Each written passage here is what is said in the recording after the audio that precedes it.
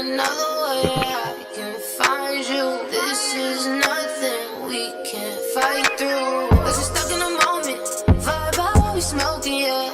I keep it 100, you're beautiful like the ocean, yeah. Don't wanna change you, so I hope you don't wanna change me. Wanna fix your circumstances, life came like a stanchion, yeah. Don't wanna sleeping, can I call you? Is it too late? Will I get through? Tryna find another way I can find you. This is nothing we can't fight through. Cause we're stuck in the moment, vibe out while we smoking, yeah. I keep it 100, you're beautiful like the ocean, yeah. Don't wanna change you, so I hope you don't wanna change me. Wanna fix your circumstances, life came like a stampede. Are you sleeping? Can I call you? Is it too late? Will I get through? Tryna find another way I can find you. This is nothing we can't fight through. Cause we're stuck in the moment, vibe out while we smoking, yeah. I keep it 100, you're beautiful like the ocean, yeah. Don't wanna change you, so I hope you don't wanna change me. Wanna fix your circumstances, life came like a stampede. Are you sleeping? Can I call you? Is it too late? Will I get through? Tryna find another way I can find you. This is nothing we can't fight through. Cause we're stuck in the moment, vibe out while we smoking, yeah. I keep it 100, you're beautiful like the ocean, yeah. Don't wanna change you, so I hope you don't wanna change me. Wanna fix your circumstances, life came like a stampede. Are you sleeping? Can I call you? Is it too late? Will I get through? Tryna find another way I can find you. This is nothing we can't fight through. Cause we're stuck in the moment, vibe out while we smoking, yeah. I keep it 100, you're beautiful like the ocean, yeah. Don't wanna change you, so I hope you don't wanna change me. Wanna fix your circumstances, life came like a stampede. Are you sleeping? Can I call you? Is it too late? Will I get through? Tryna find another way I can find you. This is nothing we can't fight through. Cause we're stuck in the moment, vibe out while we smoking, yeah. I keep it 100, you're beautiful like the ocean, yeah. Don't wanna change you, so I hope you don't wanna change me. Wanna fix your circumstances, life came like a stampede. Are you sleeping? Can I call you? Is it too late? Will I get through? Tryna find another way I can find you. This is nothing we can't fight through. Cause we're stuck in the moment, vibe out while we smoking, yeah. I keep it 100, you're beautiful like the ocean, yeah. Don't wanna change you, so I hope you don't wanna change me. Wanna fix your circumstances, life came like a stampede. Are you sleeping? Can I call you? Is it too late? Will I get through? Tryna find another way I can find you. This is nothing we can't fight through. Cause we're stuck in the moment, vibe out while we smoking, yeah. I keep it 100, you're beautiful like the ocean, yeah. Don't wanna change you, so I hope you don't wanna change me. Wanna fix your circumstances, life came like a stampede. Are you sleeping? Can I call you? Is it too late? Will I get through? Tryna find another way I can find you. This is nothing we can't fight through. Cause we're stuck in the moment, vibe out while we smoking, yeah. I keep it 100, you're beautiful like the ocean, yeah. Don't wanna change you, so I hope you don't wanna change me. Wanna fix your circumstances, life came like a stampede. Are you sleeping? Can I call you? Is it too late? Will I get through? Tryna find another way I can find you. This is nothing we can't fight through. Cause we're stuck in the moment, vibe out while we smoking, yeah. Oh, let me see. Ladies and gentlemen, ladies and gentlemen, ladies and gentlemen, yes, we're back with Opposites Collide featuring my main man, David Jaffe. Dave, what's going on with you, good brother? Not much. How you doing? I'm all right. What's going on? I'm all right. Let me see if I can bring it up, show up on my show, on my phone. Ladies and gentlemen, as you guys come in, you'd be so kind as to hit the like button. We're going to have an entertaining show today, to say the least, right? As you guys come in, hit the like button. Let me share this out myself. Uh, Copy link. Yeah. Yeah, there is a lot of news today. There's a lot of shit happening in the video game world, so it will be a good chat, I think. Yeah, we have a lot to talk about. A lot can happen. You miss a day, you miss a lot transpired since the last time we got together. It's true. Some weeks the news is but there's a lot of shakeup. There's a shakeup happening at Rockstar, there's shakeup happening at Sony, there's shakeups happening at Xbox, a lot of shakeups at Sony, yeah. I guess it makes sense as they're, gearing up for new hardware and shit. But goodness gracious, man, the Sony that I knew, I was talking to Z before we went live. There's literally one or two people left at Sony that I could pick up the phone on my own and just call and say, hey, let's have a meeting. Everybody else is fucking gone. I would need my agent to get me in a meeting these days at Sony other than those two people. That's how drastically. And it's not a bad thing, but that's how drastically they've changed the world order over there, which is fucking crazy. While we're talking, I guess, about that, because I guess the first title of the show, Astrobot, the creator of Astrobot, takes over with Sony in Japan. As you guys come in, you'd be so kind, hit the like button. We're going to have an entertaining show today. Shakeups. I mean, you said, to me, it's just odd, that having your most successful generation ever to make such drastic changes within the front office or behind the scenes. Probably the conversation we're not going to talk about live, but besides you, I heard a lot of integral people that made how you say, give you the fabric of PlayStation, what PlayStation is, the culture, are no longer there. And then we have another, like I said, we'll see, the head of Sony Santa Monica or something, whoever the case may be. Now you got the guy that made Astrobot. I don't even know who the hell he is. Now he's head of Sony Japan. Yeah, so my old boss ran Sony Japan. He and I worked together. He was the first boss I ever had at Sony, and he ended up founding Sony Santa Monica, and then he went to run Sony Japan. And he's, I can, but I won't get into specifics, but he's no longer there. And they've replaced him with the guy who was the director of Astrobot. The really interesting part to me about it is when you say they had the most successful generation, they did. But at the same time, if you look at Sony software of the last year and a half, though, there's absolutely some sort of danger zones. When you look at Dreams, which is coming out in a week, which probably isn't going to do all that well. When you look at Death Stranding, that didn't do all that well. I mean, they took a lot. If you look at Sony Japan put out some really cool, innovative, neat games, not the least of which is Astrobot. But none of them did all that well. And so I think if you are Herman Holst, if you are Jim Ryan taking over and saying, okay, we have to make our mark, they're probably looking at it and going, we got to keep the Sony Santa Monicas, the Naughty Dogs, the Ghost of Tsushima folks really happy because they're golden geese right now. But there are definitely some areas that we could be performing better in. And so I'm assuming that's what their logic is. That doesn't mean I agree with the ousting of certain key people at Sony that I think have been crucial to their success. I mean, the fact that Alan Becker is no longer at Sony, who ran Sony Santa Monica and then Sony Japan, is mind-blowing to me. I mean, he has been there since before it was PlayStation and been a key creative and a key creative executive on some of the biggest titles they've ever put out. So it's fucking crazy, man. We'll have to see what happens. By the way, while we're gearing up, Phantom Kraken, thank you so much for the $2 super chat. He says, sup, guys? Hope you guys are doing well. I appreciate that. I think we are doing well. Z, are you doing good? Yeah, everything's cool in moderation. Yeah, everything's good. Adderall's working today.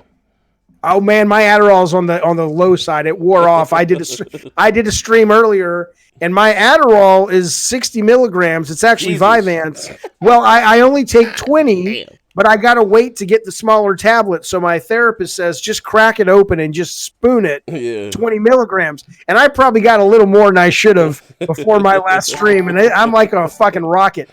Floyd says, what's up? Yeah, Floyd says, what's up, guys? Good show. Be good show. Thanks, man. Xbox is trash, says Mega Davo. You said it. I didn't, motherfucker. And Sony Profit, thank you as always for the great super chats. $2. The people have spoken. Impeach Phil. Oh Oh man, man. Oh man. impeachment.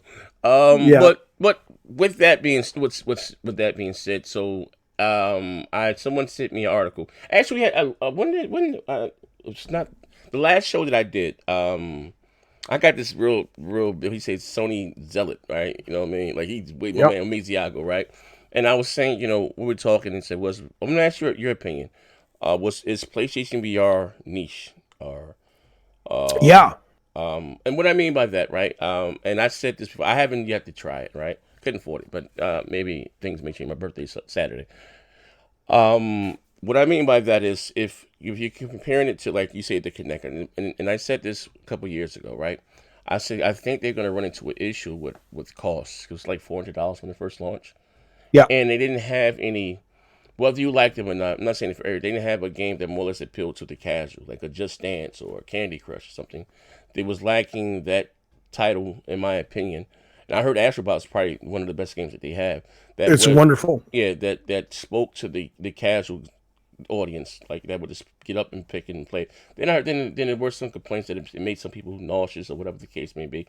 I don't know. I haven't. So I know the PlayStation VR is the most successful out of all the other Oculus Rift and the HTC Vive. It is the most successful. I think it may have sold 4 to 5 million units. Yeah. Yeah. Whatever the case may be. I don't know what Sony spent on the R&D.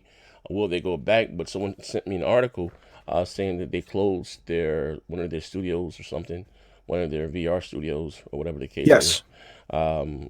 So, in your opinion, do you think it's niche? It was a hit, or is it Well, something? okay, so I mean, it's definitely a niche. I don't know what they sunk into it in terms of how expensive it was to create. The first thing I'll say is if your birthday's coming up and someone's looking to get you a present, if you want to really experience the best consumer VR that's affordable, get yourself an Oculus Quest. It blows the fuck out of Sony VR.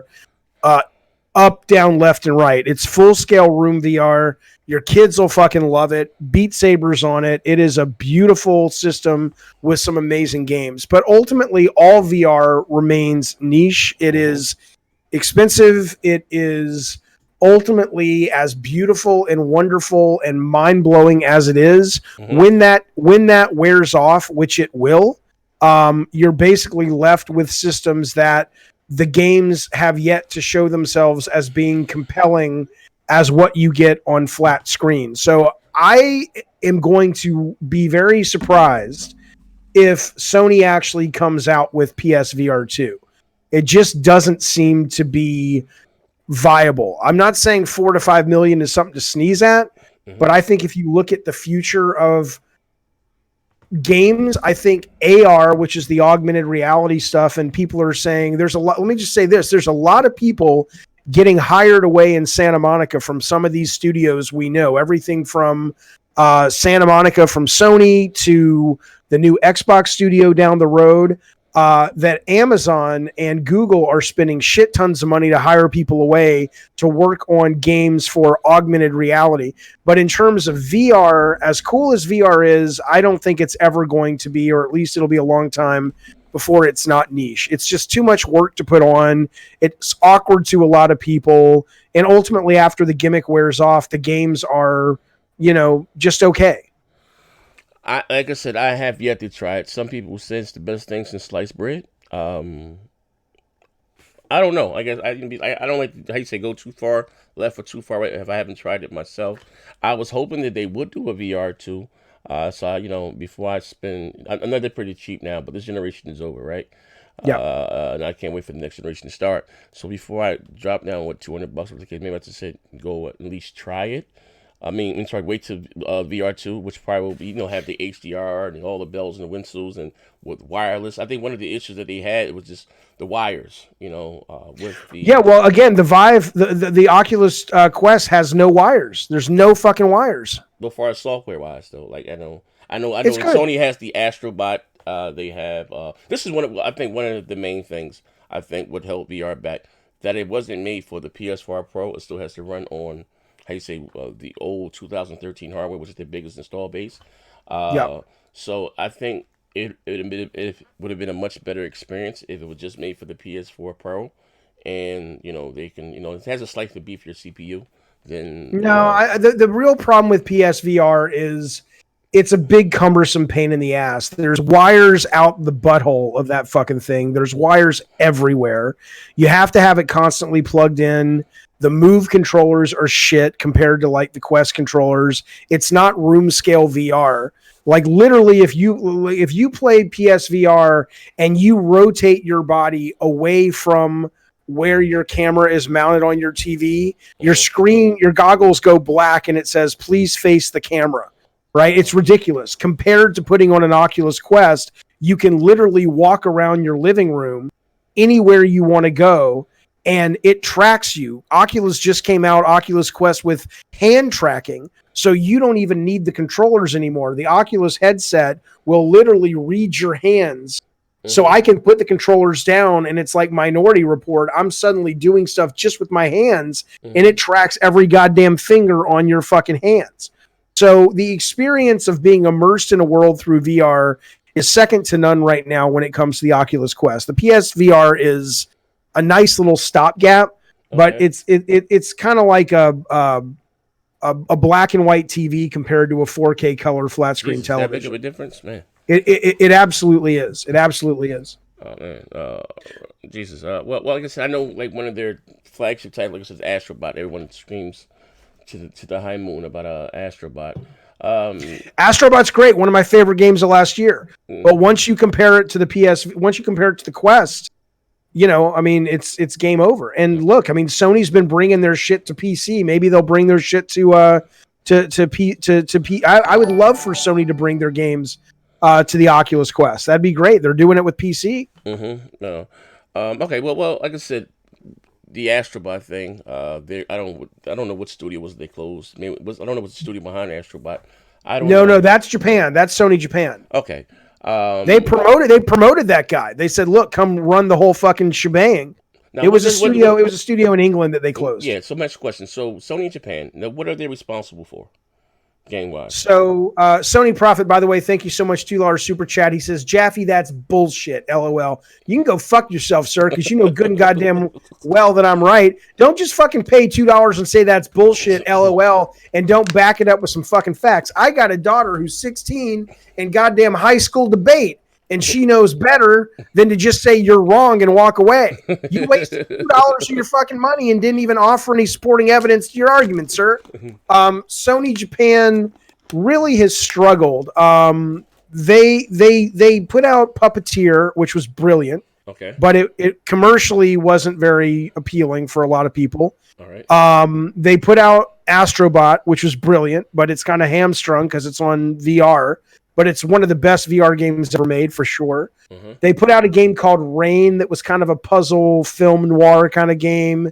They put out, I think they put out some kind of storybook shit and stuff like that. But for whatever reason, they never really seemed to be able to be competitive with the European and the American studios. So I'm assuming this change that they made, I'm assuming their assumption is that change will allow them to somehow be more competitive. Okay. But I couldn't tell you culturally what's happening in the way they develop games in Japan that's kept that studio really struggling. Here's my opinion. And coming back from the days of the PlayStation 1 or the PlayStation 2, and you were there, Japan kind of ruled the gaming industry. In my opinion, this is being a gamer, I think they got accustomed to spending a little and making a lot as far as their games, like the Dragon Quests or Square Enix with the Final Fantasy, the turn-based thing. And then what happened, in my opinion, you had studios like EA, because EA was really known for their sports titles. They started doing other things, and you had Ubisoft came along. And even, what's my man named? Kojima. So you had Grand Theft Auto that merged. Maybe went from being top down over the camera like a comic book strip, and you had Grand Theft Auto 3 was like the 3D world. I think they kind of got left behind. And look, I'm huge on fighters, right? And I love like Mortal Kombat. I even love Tekken. I even love Soul Calibur. But there's a huge difference in quality between Mortal Kombat and injustice to the Tekkens and the Soul Caliburs. You know what I mean? They just, I'm not saying that they're not talented, but they just kind of got, in my opinion, left behind, and where You have like, they still do games like what do you call it, like Dynasty Warrior 15 and a half, and I'm not saying that those have a cult following, but I just, in my opinion, like I don't know if they just couldn't compete anymore, as far as budget wise. Do you mean Japan in general, or do you mean Sony Japan specifically? No, this is Japan. This is the developers there. Then I just didn't think well, in my opinion, they couldn't compete with the EAs, the Ubisoft, or the Take-Two's, or the Activisions. They just surpassed them. You know what I mean? And what they what they were willing to spend, or just the quality of games. I think it's quality of games, and I also think it's American mostly. Europe had something to do with this too, but the idea of spending for production value and really going over the top with their movies and with their with the graphics and the production value, that was never really where Japan shined. They shined mostly in gameplay and quirky ideas. And when you were dealing with PS1 and sometimes PS2, that was enough. But now if you look at like Capcom has finally started to get their shit together, and they've become a much more viable studio. I think that's what they're hoping will happen with Sony Japan as well. But I don't know, man. I mean, I've only been to Japan twice. It's a different culture for sure. I've heard a bunch of the Sony people talk about developing games over there is very different. But look, if you look at who rules the roost in Japan, it's Nintendo. And Nintendo has continually said, look, we're not going to take the fight to Sony and Microsoft when it comes to production value. We're not going to out production value God of War with Breath of the Wild, but we are going to out gameplay them. We are going to out gameplay Gears of War with Super Mario Odyssey or what have you. And I think that's a valid argument. I still think Nintendo makes some of the best fucking games on the planet, but they do it through gameplay. They don't really try to compete production-wise. And I think a lot of studios in Japan, it's like, look, you guys either have to compete gameplay-wise or you have to compete production value-wise. And I think they kind of weren't doing either for a while. But again, even with Nintendo, here's my issue with them. I mean, we get to get your chats. Is that why can't they do both? Nintendo makes. I'm not to count their pockets. Because they don't need to. Why would? I mean, I guess they could. I'll give you an example. What do you mean by this, right? Me growing up and me having a Nintendo. If I didn't have a Sega Genesis, I'd have been cool with just having one console. Like, excuse my French, it's looked at as the, I say, quote unquote, the side bitch. Like, you can't just have a Switch and be good, you know what I mean? Because you're missing all the third-party games.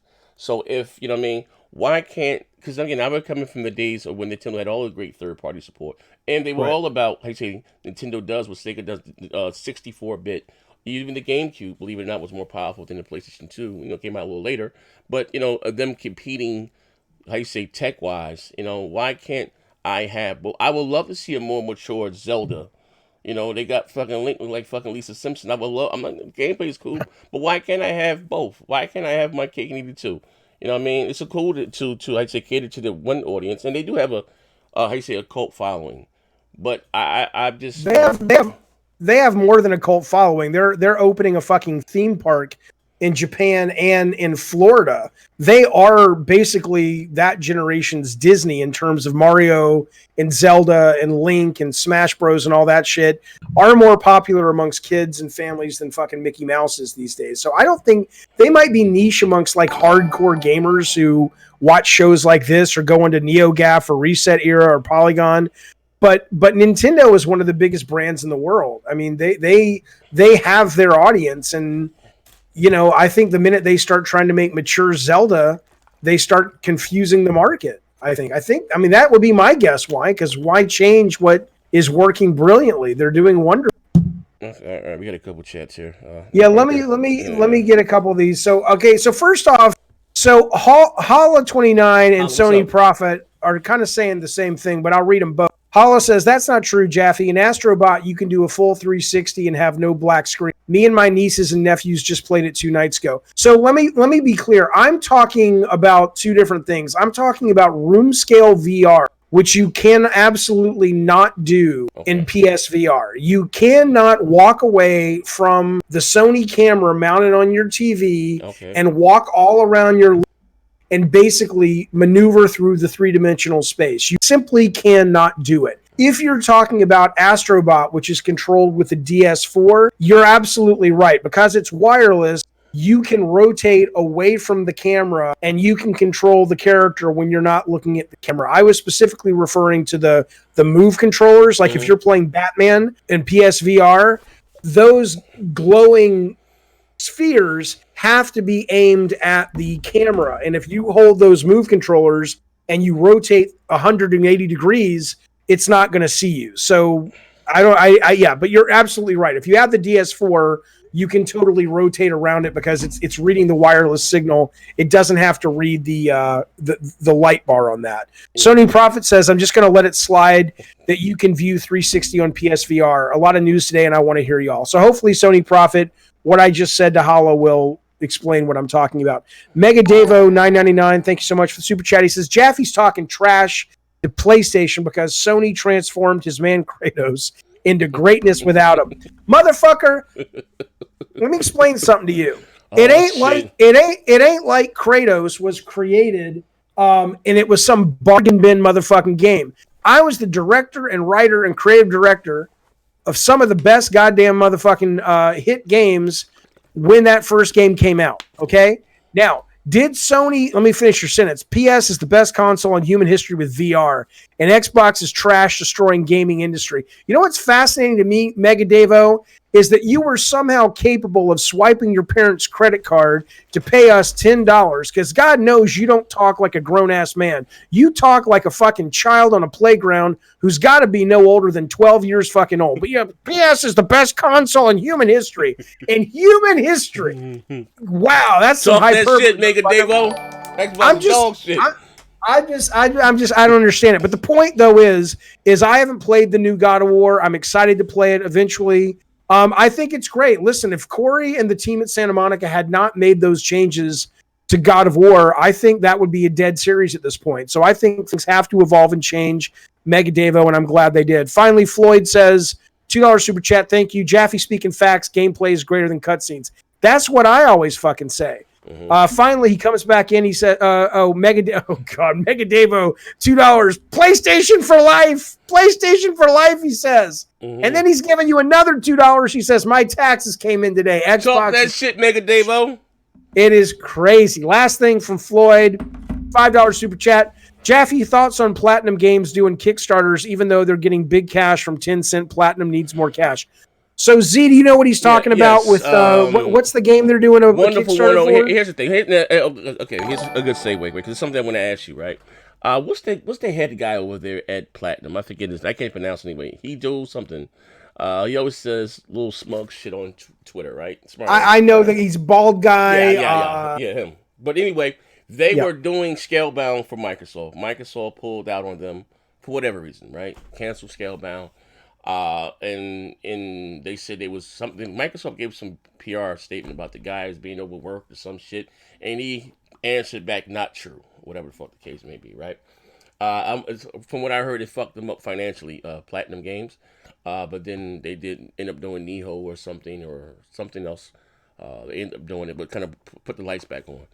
They did this Kickstarter for Wonderful World of 101, and they just included the piece. I think it's either PC, the Switch, and the PS4. Maybe those three. If it's not PC, it is the PS4 and the Switch. No Xbox version. Not even setting a goal for us. So do you think that there is still a grudge there between them? Because even when they did end up bringing, what's that goddamn, was it Niho to the Xbox? The PS4 Pro had a better version with true HDR. The Xbox One X version didn't. So do you think it's still a underlining issue with them, with Microsoft?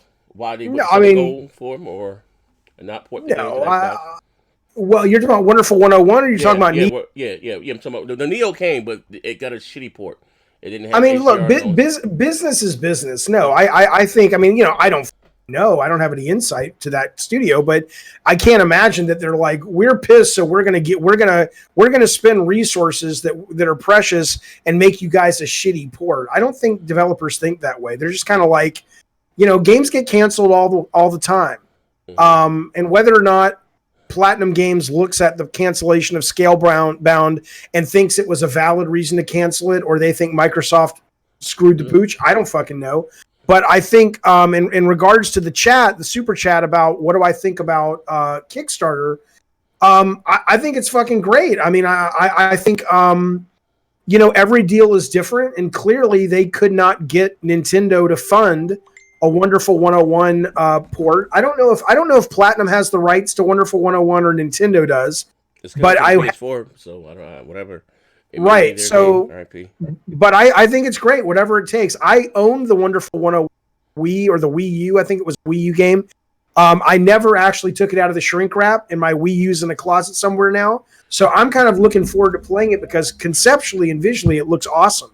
So if it took a Kickstarter to get there, I'm sorry, Near Automata. I'm sorry, it was Near Automata. I'm sorry, that's the game. Okay, yeah, I think if it took a Kickstarter to get there, why not? I mean, fund and finance games these days, so that's awesome. Yeah, but I was saying, but what I'm asking, they didn't even set a goal for the Xbox version. They had like certain tiers for the Kickstarter. If they get this amount of money, they port here. This amount of dollars, they port there. They didn't even have the Xbox version as a goal up there. Okay, well, you mean for Wonderful 101? Yes. Well, it's probably because they're a Japanese company and the Xbox has historically not been viable in Japan. Well, here's a question. Now, going. I mean, I'm guessing. I mean, it could be what. I know, but I mean, generally speaking, those games is going to sell more in the States, most likely than in Japan, or it's in Europe, right? But this is the question, right? You being a part of the business, or whatever the case, why do you think the Xbox has not got a foothold in Japan? Because they got I remember with their 360, they went and got Blue Dragon and Lost Odyssey, a lot of those Japanese-centric type games. Right. But it still didn't catch on there. Why? Well, I think there's two things. I think there's a cultural pride issue. I know that sounds crazy, but I had heard that when I was working at Sony, where it was like, is the Xbox going to dominate?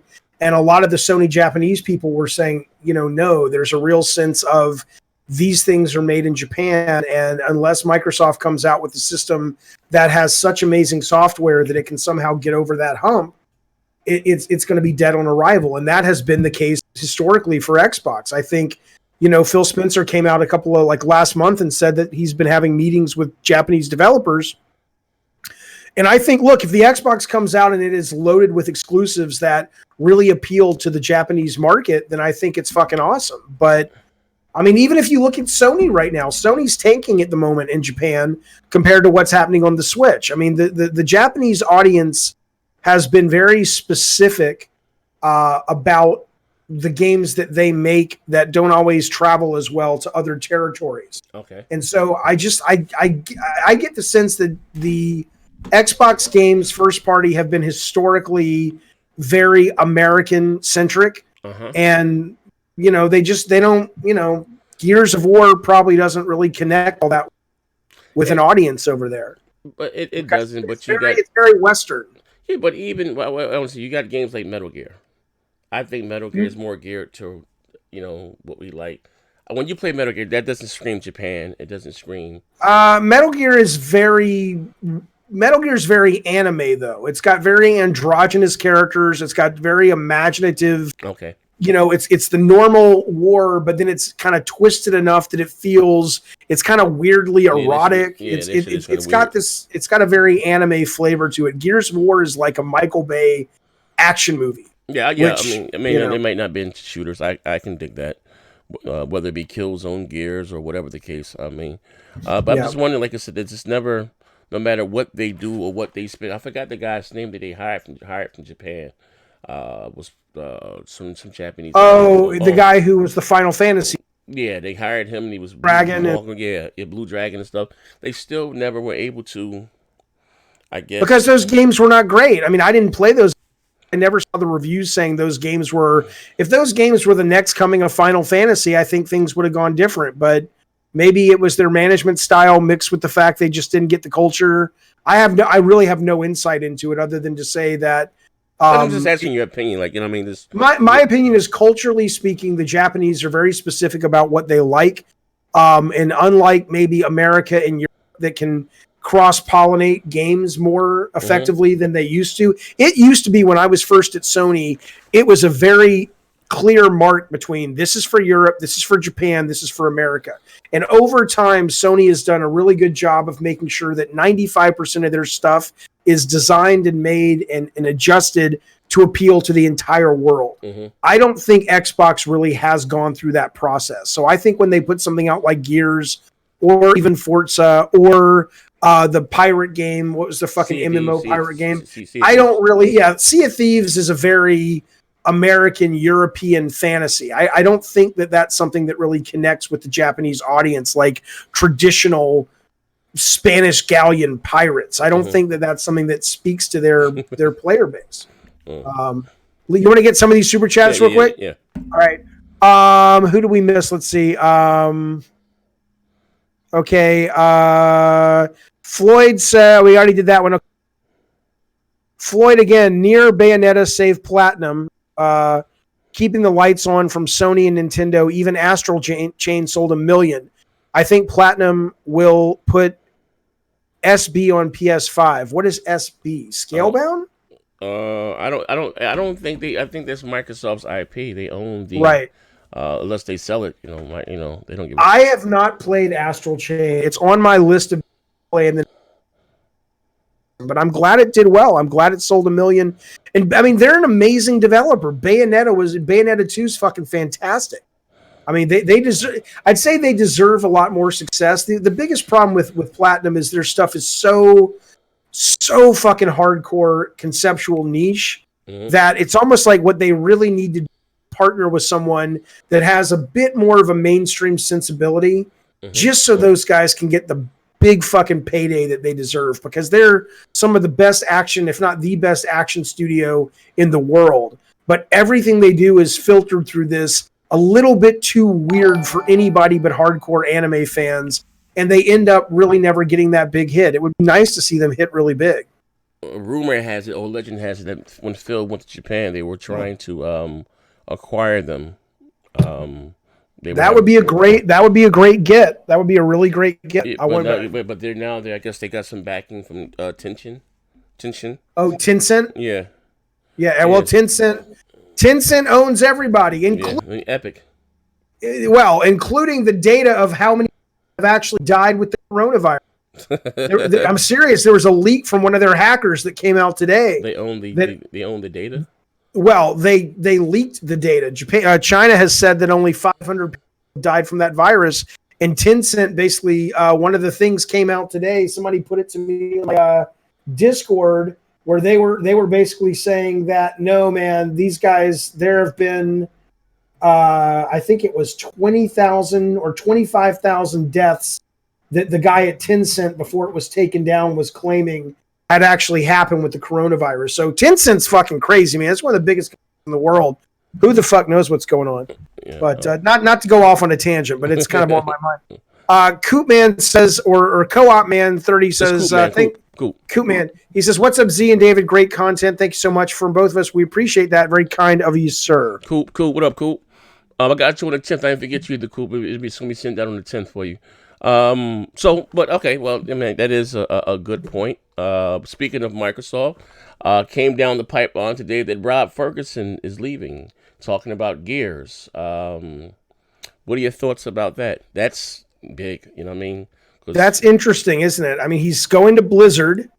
Why would he be leaving? I mean, it's really fucking interesting. I mean, I saw some people online already complaining about him, saying the last Gears of War was social justice warrior crap and all this stuff. I thought the last Gears of War was fine. I enjoyed it for what it was. I didn't play the multiplayer much, but I enjoyed the campaign. There's no way to know. There's two ways to look at it. It could be that Blizzard is just like, he's going to go take over the Diablo franchise. Blizzard could have just offered him and his family so much money that only a fool would say no, and now Microsoft is scrambling, going, holy shit, we lost one of our key guys. Yeah. This is bad. Or it could be that, they were disappointed in how Gears was run, and so he was already, he knew he was on the way out. There's absolutely no way to know. I think Gears of War certainly looks like it could potentially be in trouble if they don't replace that role pretty soon, though. Yeah, but here's the thing. I'm a huge Gears fan. I mean, in Gears of War 4, I had maybe like over a month in time in gameplay. The Xbox check sometimes how long you played the game, right? give or take. Well, Gears 5, here was the issue. They took away kills for assistant. Like when you never know how many kills you got, because even if someone shot your head off and I shot your leg, it counted as an assist or assassination. They took it away, and then they took out Smoke, and he had this thing with his father died from throat cancer or some other shit. And I guess, and people were how you say, they were upset about that, and then they took out War. No longer Gears of War, it was Gears 5. Took out War, took out smoking, a few things. At first they didn't have the curb stomp. In my opinion, they kind of made it more casual. Gears is a hardcore game for those that play it. You know what I mean? I like the fact that the single player was 60 frames. That was dope. But like a little subtle changes, like I said, the assassinations, whatever the system, was assist. They counted as, didn't even say kill. It was like assist, whatever the case may be. And so I was like, what the hell's going on here? This is not, you think of Gears, what the hell? Then, he had the story about his father dying from throat cancer or some type of cancer from smoking, and he didn't want to have smoking in the game. And so a lot of people were upset about that. Now, the lady, as far as the lady being the lead, I don't have a problem with that. That shit there is weird. They complained about Ellie being the lead in The Last of Us 2. That doesn't bother me whether a lady is the lead. Right. That does. But there were some things that the hardcore guys didn't like. You know what I mean? And I mean, I don't know, man. I have to assume saying that game needs kind of a God of War style reboot, and it very well may, because I mean, the bigger gaming gets and the more expensive games get to create, the more you have to cast a wider net. It's just simple numbers. It's games are more expensive. Okay. You want more people playing. And so some of the really hard, it's just like movies, some of the really hardcore shit that you may like, and I'm not saying that's why they did it, but it sounds like the game you're describing was a little bit more conceptually watered down. Yeah. And maybe that was because it's exactly kind of what you're saying. It's they watered it down. They did it because they're like, look, we have to get more people playing the fucking thing. Here's the thing though, and just being honest, right? For me being at one time to say a really hard Xbox guy, right? And Sony's hired more. Remember, in how you say, quote unquote, the console war, Sony's known for the one and dones, and Microsoft was more or less known for the shooter box, right, the multiplayer box, right. Yep. But Sony games single player box kind of went up in stature, like God of War, did a totally reboot, and that didn't happen with Gears and Halo. Only thing kind of went up for them was the Forza franchise. When you thought about shooters, you usually think about Halo or the best third person shooter, because Gears started, more or less, in my opinion, started that genre, third person camera over the shoulder third person shooter, right? But those games didn't go up in stature, you know what I mean? And I was saying, like, they made, like, Sony took a chance, whatever the case, added a protagonist with the son, and some people were complaining about that until he actually played it. Oh, saying Kratos can't jump. There was no jump button. Like, people, like, they're gonna find something to pick about everything. You know what I mean? You know what I mean? So, and they took a chance and it worked out for them. Cool, But the same thing didn't happen with Gears. Or Halo. I don't know what the new. I'm not a big Halo guy, but I understand Halo is it's $1 billion franchise, right? But those, like, when you think about statute and what the Xbox is known for, those didn't go up. They kind of went down. You know what I mean? You still got Call of Duty or shit. Destiny is more popular than Halo. Just being honest. You know what I mean? Yeah. So true. What can they do, or what should they do going forward? Do you take the chance to water it down? Here's what's really interesting to me about this, because the reason those Sony games are what they are is because, or was because, of Sony culture as it was. Shuhei Yoshida, Scott Rhodey, Alan Becker, Shannon Studstill. I know these people personally, and they look at this stuff. Yes, it's a business. Yes, they have to ship as soon as it's possible. But there is also a genuine belief, it's not lip service, that they are making artistic products and that they give their development teams absolutely as much as they possibly can to execute on the vision. Mm-hmm. That is a rare thing. I made a video a year ago, kind of joking, but kind of serious, saying, if you're Microsoft going around buying all these dev teams, that's great. but you also need to be backing up money trucks at the driveways of some of these Sony creative executives, because it's managing these creative people that is also an art to get the best out of them. And so I do think Microsoft historically has shown a real problem or a real difficulty in figuring out how to manage creative teams and getting the absolute best out of them, while Sony hasn't had that problem. And so when you talk about Gears not reaching the stratosphere of a God of War, or you talk about Halo not reaching the stratosphere of a Destiny or a Last of Us, I think ultimately that you have to point the finger at management and say, this is a consistent problem Microsoft has had. Now, for me, I enjoyed Gears 5. I thought it was fun. I don't need it to be the next great thing, because as a gamer, I'm like, I got it on Game Pass. I played it for a week. I had a lot of fun. It felt like a really good video game version of a really fun B movie with some great effects. I went on with my life, but it absolutely was very few people's game of the year. And if that's important, I think it's a management issue that hopefully Microsoft is aware of and they're working to solve, because if they don't, and if it turns out these high stature games are the most important thing for next gen, which I don't think they are, by the way, but if they are, and they don't work out their management issues, they're going to be right back where they started. We got some super chats in there. I hear some ringing.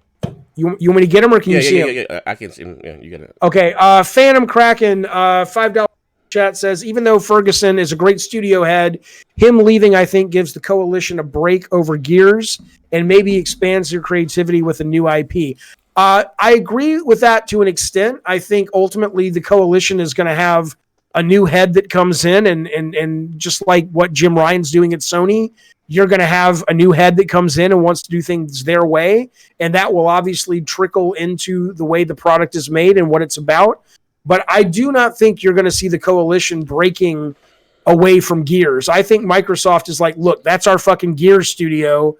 Gears, we're in this for the fucking long haul, and they're in the Gears business. I don't think you're going to be seeing them making new IP, especially given where Gears is right now. If Gears 5 had been some massive God of War type success, and then they wanted to keep around the key creatives and said, look, make us one more Gears, and then you guys can break off and do an IP that's indie or independent from Gears, maybe.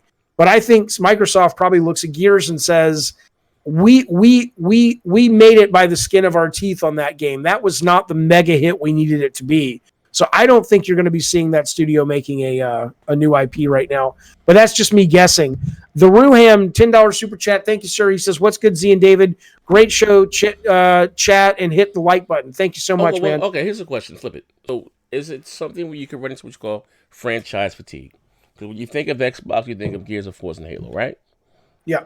You know, and I'm from the mindset you don't maybe need more than one Gears or Halo in a generation. They can handle even though I didn't really get into Destiny on console, because just playing shooters like Battlefield or Call of Duty, it just felt slow at 30 frames. I can feel it. I never complained about frame rate. It just felt really, really slow on consoles, right? So, but I like the way they handle it with DLC. They launched the DLC packages like it's a brand new title or something. Dam of the Dark, whatever they call it, the Knights Raids or whatever the hell they call it on Destiny. Maybe they can do, because being honest, the 343 has over 500 employees, right? Well over, right?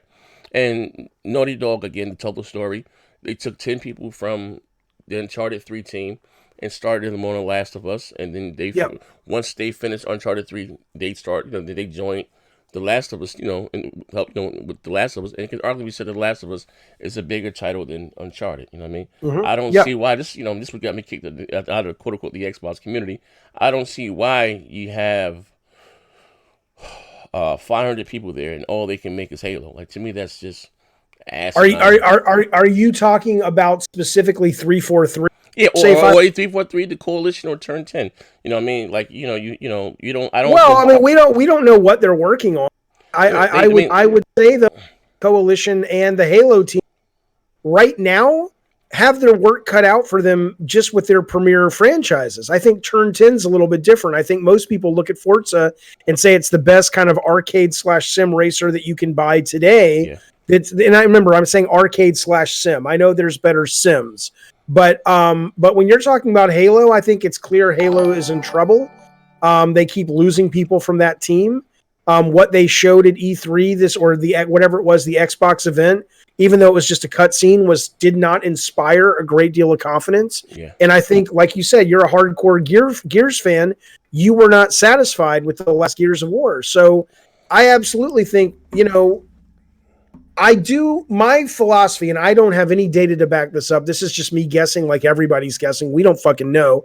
But my theory is that Microsoft's business model does not demand the same level of prestige titles that Sony's business models demands, because I think they're counting more on Game Pass than sell through actual individual titles. Okay. So they want to have, in my opinion, they gearing up to have frequent drops on Game Pass that are really good to great. But they don't have to be game of the year. They just have to be commercial and really good to great. And that is kind of their play. I don't see them. I don't get the sense Microsoft's going to care if a lot of their titles get game of the year. I just don't think they that's should care.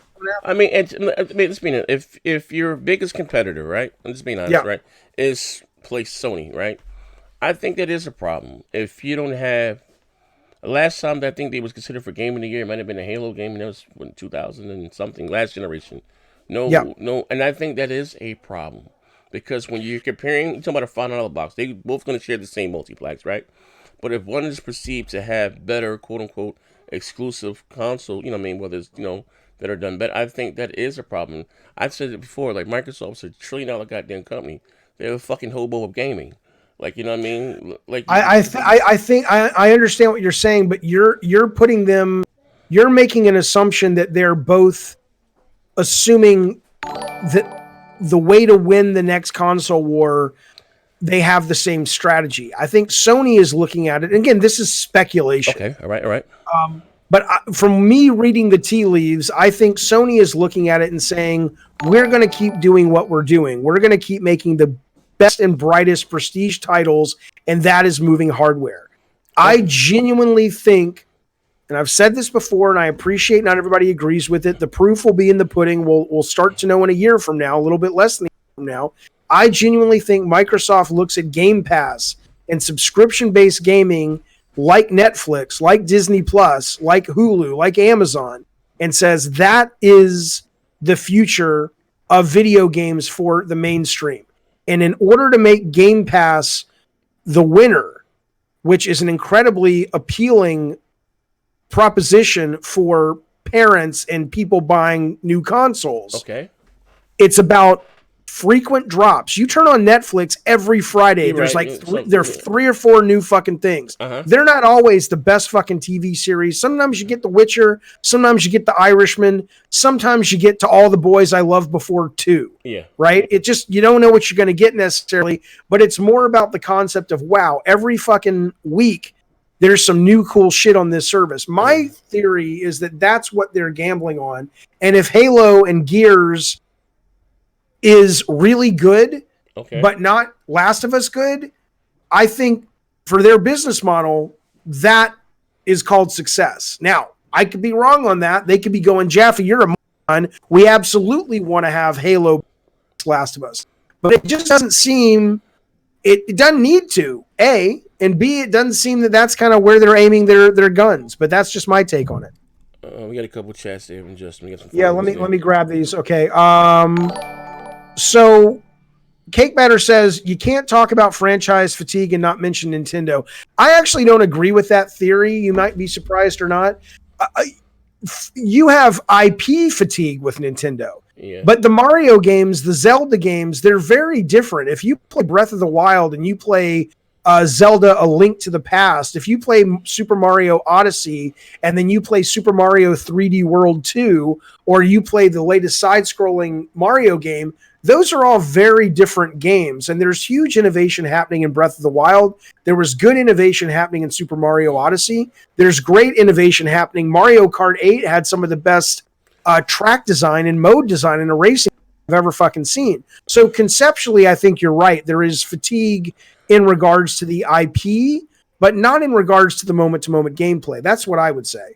I don't think Nintendo's held to the same criteria as Microsoft and Sony because they were smart to what their strongest suit was the handheld market, and combine the two. The handheld. Well, let's see, when you hook it up to your TV, it's very cheesy to me, in my opinion, but that's their strong suit, is the handheld thing. You know what I mean? They're king of that.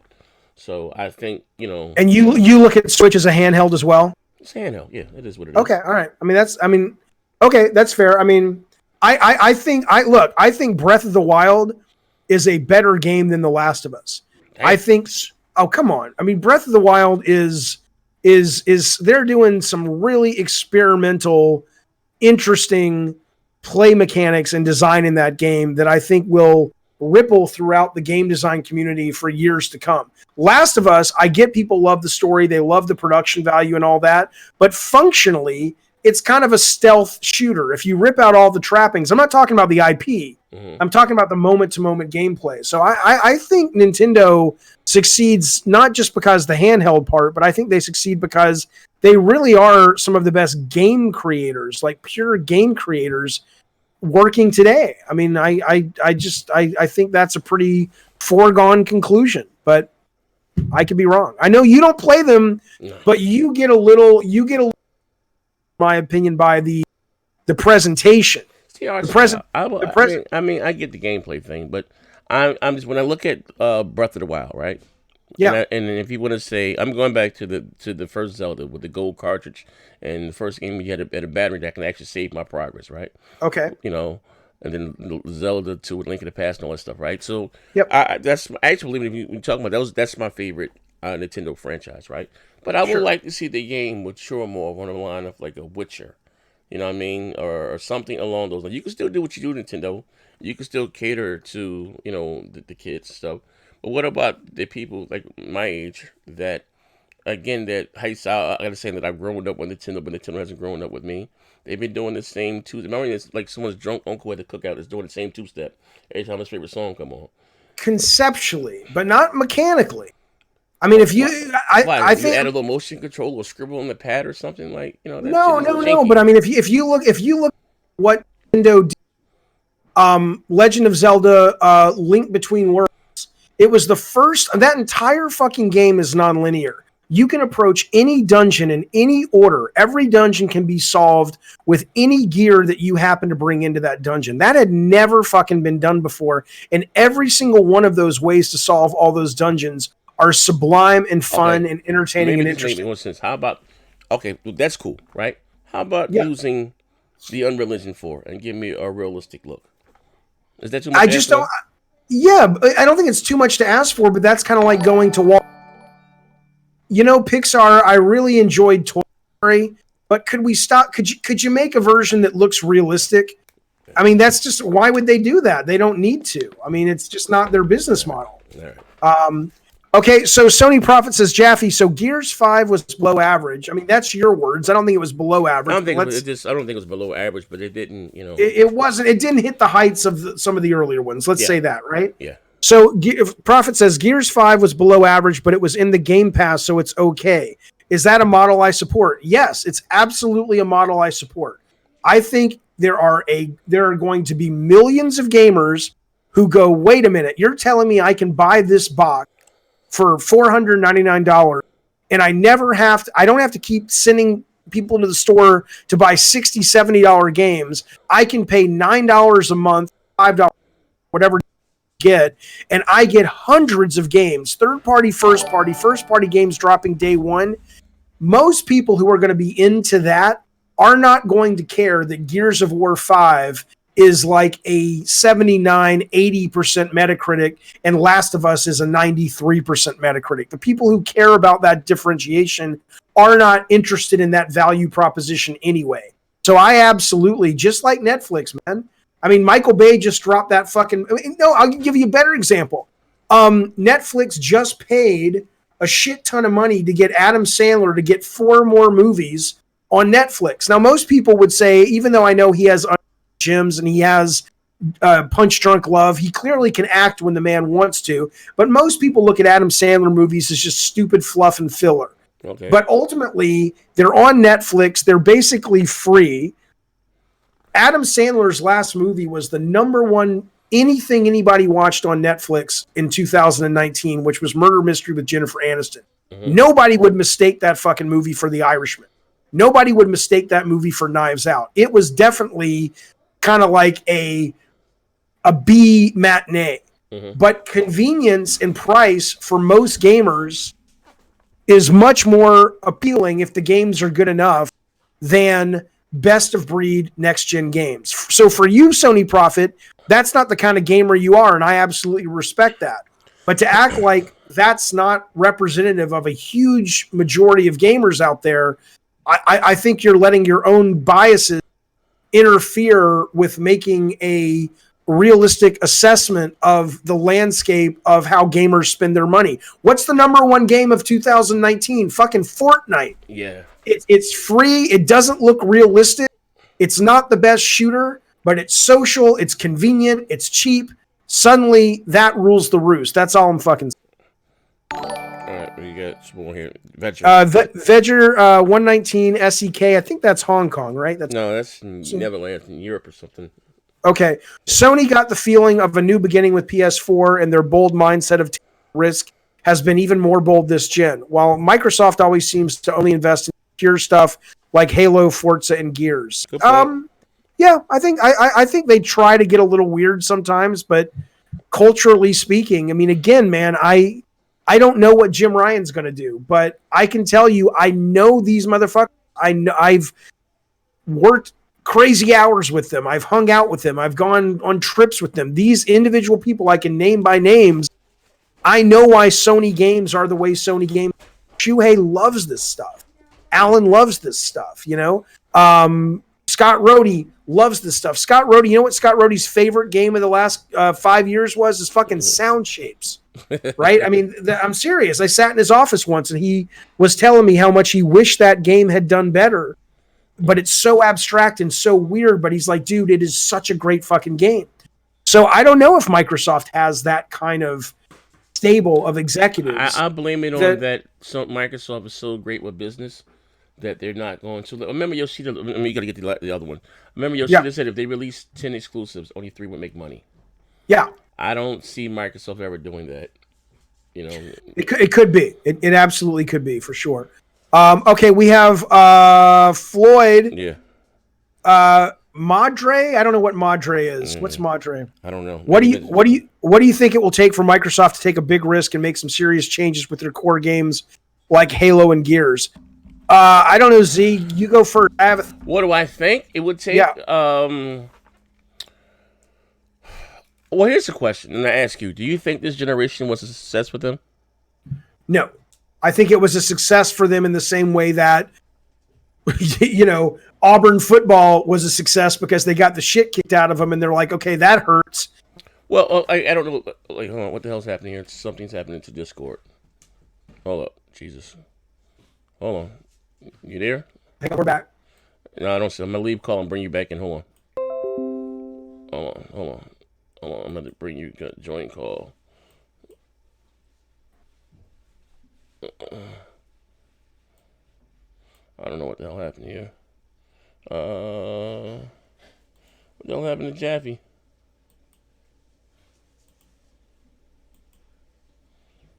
What the hell happened? I lost him. You're back. I'm back. You're back. All right, you lost you for a minute. I don't like I said. So I think what it's going to take is I think it was a success, but only in that it was a learning experience. But I don't think it was like a great financial success. Other than this was the generation they created Game Pass, which I think is going to absolutely not only save them, but potentially allow them to dominate the next generation. Okay. Well, I just, like I said, if they want to truly compete, there's some things are going to have to change. You know what I mean? We're talking about $1 billion investment into their next console, or whatever it calls them, with the Xbox Series X, and there's rumored to have two iterations, the less powerful one, so in the middle, and the high-end one. You know what I mean? And to sell that, like I said, you need software. You know what I mean? You know, I know the whole, but software and services, you know, people don't like the Game Pass thing. I think Game Pass was frowned upon because of the games like Sea of Thieves and State of Decay 2, but it's a much better service now than it was when it first came out. Well, I give credit where credit's due. But I think something like you said for Halo, we talking about to go back to what you once were. You know, this being, that was the premier shooter. Some things have to change, you know what I mean, for things to get better, for them to grow. Well, if they want it to go back to that, you mean? Yeah. And again, we'll make more money. People, will continue to play it and spend dollars in it. You know what I mean? If not, it's going to go down. It's going to become the next Quake. And that can't happen. Yeah. That's a major, I say, the identity, quote unquote, of the Xbox, Gears, Forza, and Halo. If no, I don't think Microsoft's sitting around going, we don't want to make this a great big hit. I just think that maybe their appetite for it, because their business model looks to be different than Sony. Sony lives or dies by their exclusives being best of breed. That's all I'm saying. I don't think Microsoft's business model. I mean, they cater to different crowds. I think Nintendo feels that way too about the Mario and the Donkey Kong. Yeah, and that's right. And don't get that from Microsoft. You know what I mean? I hope it would change next generation. You know what I mean? Yeah. We got another one, Sony Profit. Yeah. Okay. So let's see. Where's my mouse? There it is. Sony Profit. If order for Game Pass to be number one, they need Nintendo and Sony games. It's not happening. If Sony or Nintendo day and date, bye Game Pass. Yeah, okay, that's mostly right, Sony Profit. The only reason I'm not entirely sure that's 100% accurate is Microsoft is investing in volume. And if you watch what's happening with like Disney Plus, people came into Disney Plus to watch Mandalorian, and then they've backed out. People came into CBS All Access to watch Picard, and the reason All Access has said, you know what, we're not going to dump all the series at one time is because we want to keep people on the hook for at least a couple of months, right? Mm-hmm. So Microsoft is smart with their subscription service, which is they may not have the best games, and if Sony and Nintendo start dropping day and date, that's going to take a serious bite out of Game Pass. But look at how frequent Sony drops first-party games. It's still pretty rare to get a first-party Sony or Nintendo game. And if you look at what Phil Spencer has said about the frequency of drops coming to Game Pass from either first-party or third-party exclusives that drop day one on Game Pass like Blair Witch just did, I think they are building a business model around the idea of much more frequent drops. And in that, I think Sony and Nintendo are partway there, Sony Profit, if they do start going day and date, but they still have the problem of volume that Microsoft doesn't. So I don't know if it's a slam dunk, but it would hurt them. Mm-hmm. Sony says from Portal Player, Jaffe, did you ever meet Jim Ryan or Herman Holst? No, Herman Holst I think I met once. I don't think I ever met Jim Ryan. So everything you've seen in the press is pretty much what I know. I reached out to somebody the day that Herman Holst's promotion was announced, and I reached out to somebody at Sony and said, you know what, I don't know Herman that well, but I want to let you know that I think I'm surprised that you didn't get the job.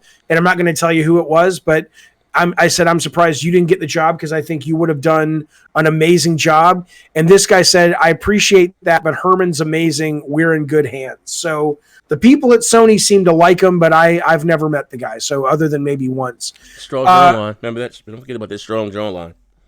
He does it. That's true. And that's important. That's important. Have you seen Shuhei's jawline? No. And there's a reason. Mega Devo says Breath of the Wild is trash compared to Last of Us. That's right, Meg. Dave. Shut up. I want relentless blood spill in my game. Zelda's for kids. It's a moronic fucking statement. Here's the way a grown man says that. I don't happen to like Breath of the Wild as much as you do, Jaffe, because I value conceptual immersion in my games. I like more adult themes and adult visual presentation.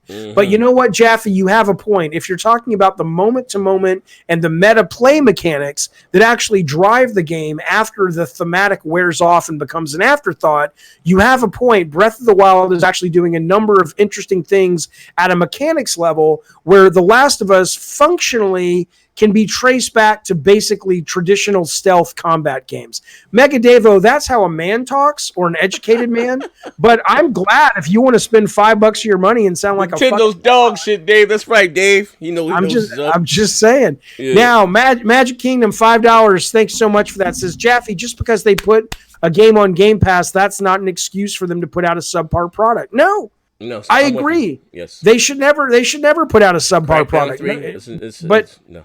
But no one's suggesting that. If you think what I'm saying is Microsoft's business model is to put it on Game Pass and make it subpar, you're not really listening to what I'm saying. No, I mean I mean if you want to say AAA studios, I would count Turn 10, I would count the Coalition, I would count 343, I would count Playground Games.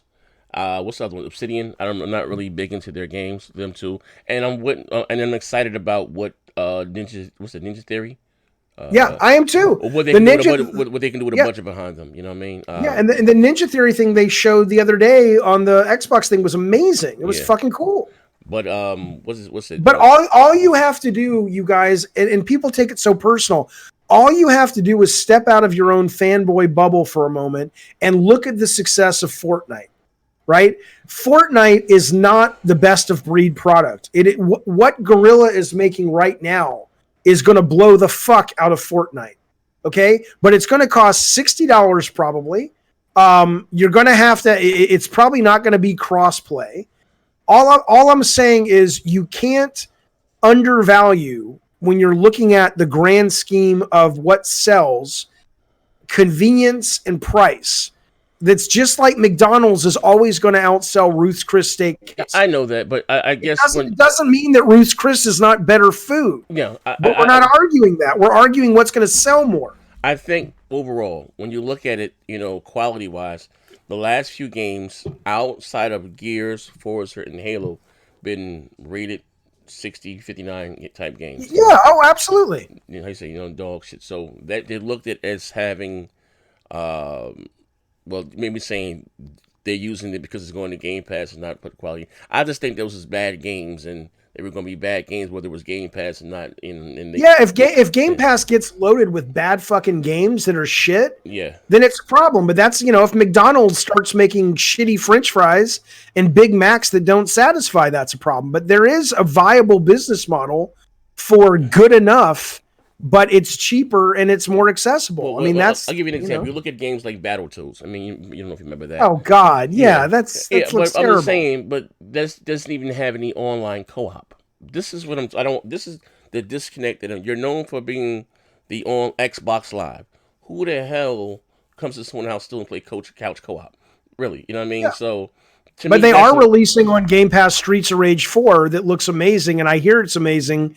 And it does have online co-op, from what I understand. Yeah, but talking about from them first party wise, you know what I mean? Just whatever. It's terrible. Yeah, terrible. There's no excuse for that. That's what I mean. Now Ori, Will o' the Wisp 2, I believe was going to rate high for them. Like the last one did. But I think games like Battletoads do more harm than good. I agree, but again, Edge, what the hell? I haven't played the beta on that. I know that's coming to PC. It's bad. Okay. Yeah. But look, Magic Kingdom, if you think what I'm saying is they can put out shit and just because it's on Game Pass, it's a win, that's not what I'm saying at all. I'm saying they still have to be good enough. I'm just saying that good enough at $60 retail will kill you. Good enough on Game Pass could actually be a big fucking hit. That's all I'm fucking saying. Just like, again, Adam Sandler, if you put out Adam Sandler's movie Murder Mystery in the theater, it probably would have gotten clobbered. Mm-hmm. But put it on Netflix and it becomes the #1 Netflix streaming movie of 2019. Convenience and price make a difference. That's all I'm fucking saying. Sony Profit says Game Pass is $1. It's not sustainable. Oh, dude, you don't know that. You don't know that. Again, maybe you're right, man, but I'm so fucking tired of that argument. It's like, how many times do I have to say this? Microsoft is not going to greenlight an entire program and build their entire business model with acquiring studios and putting out games next gen, and no one has sat down and gone, oh, shoot, you know what, Phil Spencer? I just realized nobody ran the numbers on this. Did you know this is not sustainable? Oh, shit, we should have reached out to Sony Profit to do our numbers for us because we didn't think we had to do the math. That's crazy. I mean, come on. You think they didn't fucking work this shit out? Yeah. God damn. Like I said, I think people are still going to look at them with the cock eye until they start releasing some better exclusives. It all comes down to the software. You know what I mean? I understand what you're saying. Fortnite's the #1 game in the world, and it's pick up and play, that. But again, if we're just talking, I think under the Microsoft, because their competitor is Sony, right? Yeah. You know, they're going to share the same multi-plats, but when you're looking across the street, there is a difference between God of War, whether you like those games or not. 100%. You can be 100%. subjective or objective to what they be putting out, Sea of Thieves or the State of Decay Yeah. 2s, Crackdown 3s, Voodoo Vince. There's a huge difference. Even comparing Voodoo Did Vince you to say? Ratchet Did you say Voodoo Vince? Hey man, hey listen, That's a deep motherfucking cut. Nobody's talking about Voodoo Vince anymore. absolutely. But they released that bitch alongside the X-Men, and or for them to say that. I'm saying when I'm saying there's a disconnect. What's the girl named Shannon Loftus, right? Yep. That games also only be about bullets and headshots and shit like that. Like when they go out and say stuff like that, like you don't know, like your core, like Halo, Gears, like what the fuck are you talking about? We don't, it's like it's just been this. I don't know what the fuck's going on, man. Like how you and look, and they might be saying subtly, and they may not say this to the press, or they may not say this to your face, and this may not be accurate, by the way. But they might be sort of saying, look, we're kind of moving away from our core. If you look at what they're doing with the Series X, if you look at what they're doing with all the games for the first 2 years running everywhere, if you look at what Phil Spencer said today, where their main competition is Amazon and their main competition is Amazon and Google, they're looking at a very different kind of success in the video game industry. And perhaps the core guys like you are feeling it because maybe, in fact, you are being abandoned. You are being pushed away because Microsoft is saying, we still love you guys, but if you want the days where we were making Cliff Bleszinski's Gears and Bungie's Halo, that's not really the business we're in anymore. But here's what it says to me, mixed signals. Who's this audience that's going to go out and buy this $5 box, if not your core? It's the audience that, let's say it's a 370. I don't know how much it is, but let's say it's a $400 box. It's the audience of people who say, "Holy shit, I can play Gears, Halo, Devil May Cry." Well, okay. What I mean by that, I don't see them giving you 12 T flops if that's what it is. If they charge me 5 for what the X is 6 T flops, they're not gonna give me 12 T flops for fucking $400. I mean, that's not gonna happen, right? But it's again, consoles don't sell their most until they go down to $300 when they get that price, go down to like $300, $200. If you want, it's your core that goes out and buys it, or even on Sony. Most, the casuals didn't really pick up till they got the first price, got down to $300, $250.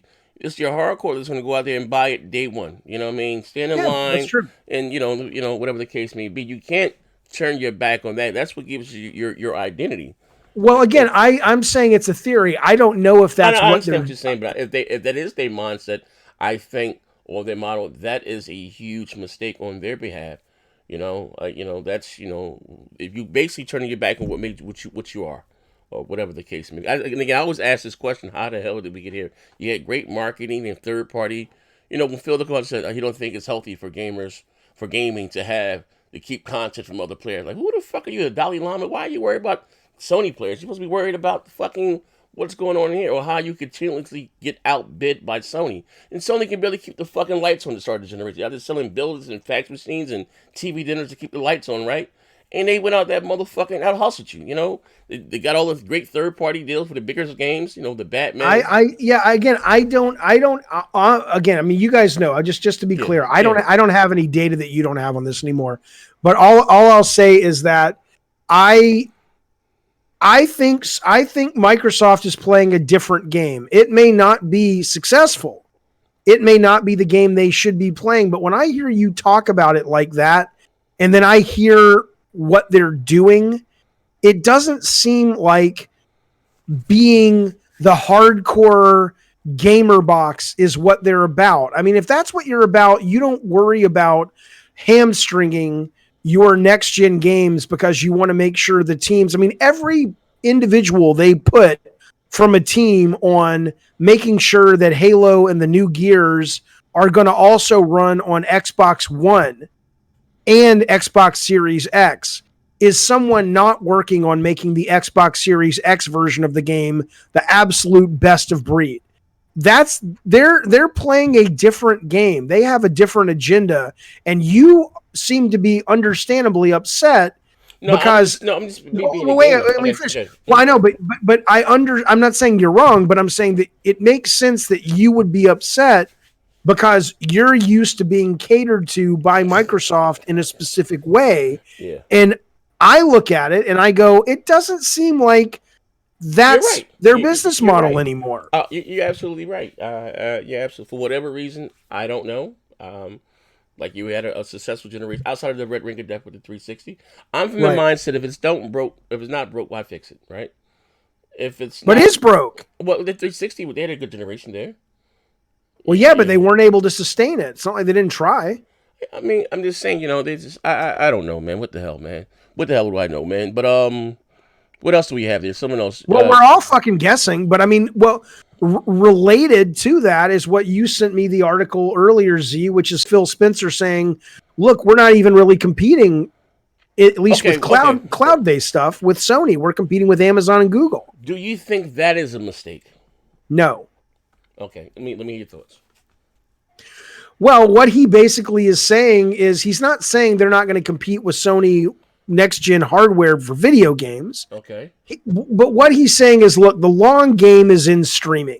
And you can hate it up and down all day long, but we're both old enough to remember how much gamers hated, I'm never going to buy my games digital, And suddenly the majority of games are purchased digitally. That's how shit goes. So Microsoft, Google, Amazon, all he's saying is, look, we are building out massive infrastructure. So when streaming interactivity happens, we will be in a position to be one of the big players. Now, I think, like most people say, and it sounds right, I'm not smart enough to know what the years are, so I'm just quoting what I've heard other people who are smarter than me say. I think we're 5 to 10 years away from that shit. And so I don't know if in 7 years it's not going to be that big of a deal for Sony to build their own massive server farms all over the world to make this shit work, or if they'll have to sign up with Amazon and sort of pay Amazon a fee. No, Sony worked out a deal with Microsoft to handle it. Right. But here's the thing, from being a traditional console gamer, right? And I think a lot of the people here that watch the show, what they feel like, right? Yeah. I don't want that to go away. You don't want what to go away? Traditional console gaming. I understand, and I was a beta for the what's that Stadia Project Google streaming. You know what, Jaffe? It scared the hell out of me, because when I thought about streaming, I thought about Gaikai and I thought about OnLive, and those were horrible. I did a show beforehand, a lot of shows, and I was telling you streaming is trash. And I remember I got the beta, right, and then you remember the other guy, Kratos, who was on the show with us, right? Me talking to him, I was like, oh shit, like my God, like it blew my fucking mind. It fucking worked. Like, you know what I mean? There's no input lag, and graphically, this is before the March GDC that they had, and we knew that it was 10T flops, and all I kept saying, like, it looks better than Assassin's Creed on my Xbox on my PlayStation 4 Pro. I'm talking about 5 and 4 on the hardware, you know what I mean? And I'm just booting this bitch up from the browser, and it looks better graphically. I'm 1080p ultra, all the bells and with 60 frames a second. It blew my fucking mind, right? Yeah.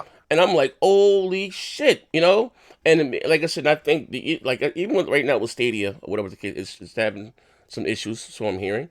I think the biggest issue is them having exclusive or compelling software. Like, you know what I mean? Well, and their business model is shit. But yes. Yeah. I think if they go out there and, like when Microsoft first got into the business and go out there and buy up a bunch of shit, money hat, and they got the money to do it, and get some exclusive hardcore. Because you got to get the hardcore, I think the hardcore sets the precedent for the casuals. Get them on board. They get some exclusive software there. Not just the old multiplayer, but now for 2 or 3 years. People have been playing already, right? But if they were to do that, and, because it does work, if whatever, like, there's no issues. I think a lot of people would take it more seriously, you know what I mean? And like I said, it scared the hell out of me. Like, damn, so maybe even Microsoft said, I can give you a console experience with great graphics and not invest a couple $1 billion into R&D. I mean, it's a business at the end of the day, and I don't want that to go away. You know what I mean? So I think a lot of people frown upon it, that they don't want their boxes to go away. You know what I mean? Whether it's Xbox I absolutely know what they mean. But again, I mean, you have to be able to look at it when you're having these discussions. Like, if you just want to talk about fanboy shit and what you like, sure, I get that. But, that's not Phil Spencer's job. Phil Spencer's job is to make money for the Xbox division. Mm-hmm. And they're looking at it and saying, look, this is very clearly the future. And I think it is. I think, again, it's kind of like Sony Profit acting like these multi-billion dollar companies don't run the numbers before they pull the trigger on an initiative like Game Pass. Do you think these fucking geniuses that work at Microsoft and Google and Amazon aren't aware of the penetration of broadband all over the world? Yeah. Do you think they don't look at the growth of that market and go, you know what? You know, it's very cliche to kind of quote, what's the hockey player, the famous hockey player who said, you know, you don't skate for where the puck is, you skate for where the puck's going to be. What the fuck's that guy's name? Anyway, but ultimately, the concept, of course, these guys are looking at where the puck is going to be, and the puck is going to be where broadband infrastructure is going to be big enough that this is going to make sense for the majority of gamers. Now, are you going to compete in Evo or even playing online shooters necessarily like that? Maybe not. Maybe they'll have to work some shit out for that. But, you know, I think, you know, from a business standpoint, that's where it's going. And I get that you don't like it, and that's fair. But then the discussion to be had is, aren't we sad about the game world that we liked going away? That's a valid discussion. Yeah. But to act like the business model isn't viable just because it scares you. Oh, no, I'm not. That's not what I'm saying. No, I'm not saying you're saying, but I'm just saying that, just looking back, you know, like opening it to me, like it's like getting you get the new car smell. Like, to me, there's nothing more exciting than the start of a new generation, new hardware. I'm all about that shit. There, better graphics, you know, and, you know, just going forward, you know, just taking me back to when I got my first console, the NES, and get it for Christmas. Then my second one was the Genesis, and like that's just exciting to me as a gamer. You know, yeah. The thought that might not be. There's like, oh my god, like, you know what I mean, like what's going on here? Not saying that streaming won't work, because it did. Cause I tried it. It does work, and I'm not negating it. I mean, I originally thought that Google was going to make a console, but they came out with their, you know, with the streaming stuff. Well, they've screwed the pooch at the moment for that. I mean, maybe they're thinking long. Yeah, but you know, we got some chats here, some insults to read. Okay, but I will say, when Spencer says they're not competing with Sony, that's what he's talking about. He's not. Yeah, I mean, it's a viable comment. Mm-hmm. They're not. They're competing with other streaming services. Okay, super chat from Magic King 3000. Z sounds like Omega Zio. I don't know who that is, but maybe you do. The Sony Extremist I was telling you about, the Sony guy. Oh, okay. Yeah, Bukaki, there's Bukaki from my chat over there. Hey, what's going on, Bukaki? Yeah, it's $2 super chat. Thanks so much. He says, it's just a box, not your girlfriend. Let it go, gamers. I don't know, man. I'm with you, Bukaki. I don't know. Gamers that I talk to online about this, they seem to be really...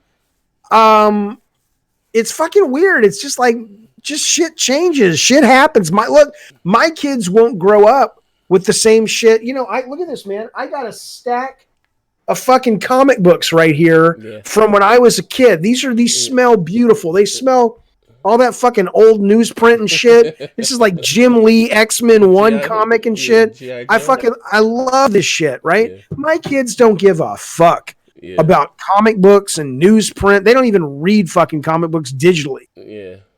Shit changes, man. And they're gonna have their own shit they're nostalgic about. It'll probably be Fortnite. You're right about that shit there. What else we had? We had something else. Oh, forget that. We got Sony we were VR. We were gonna let me pull it up. Somebody let go from Take-Two or Rockstar. Well, yeah, Dan Houser left Rockstar. So Dan Houser. Who the hell is Dan Houser? Dan Houser is the writer of all big Grand Theft Auto games, all the Red Dead Redemption games, Bully. He was kind of the key creative guy. He's what's the big dog name from Sony? From Naughty Dog. What's his name? Neil Druckmann. He's the Neil Druckmann for he's the Miyamoto of Rockstar. Oh, that's huge then. Yeah, and yeah, it's big. He has been doing a leave of absence since March, which I think is roughly around when Red Dead came out, or it was when he was done with it. And so the FCC, they had to file with the FCC.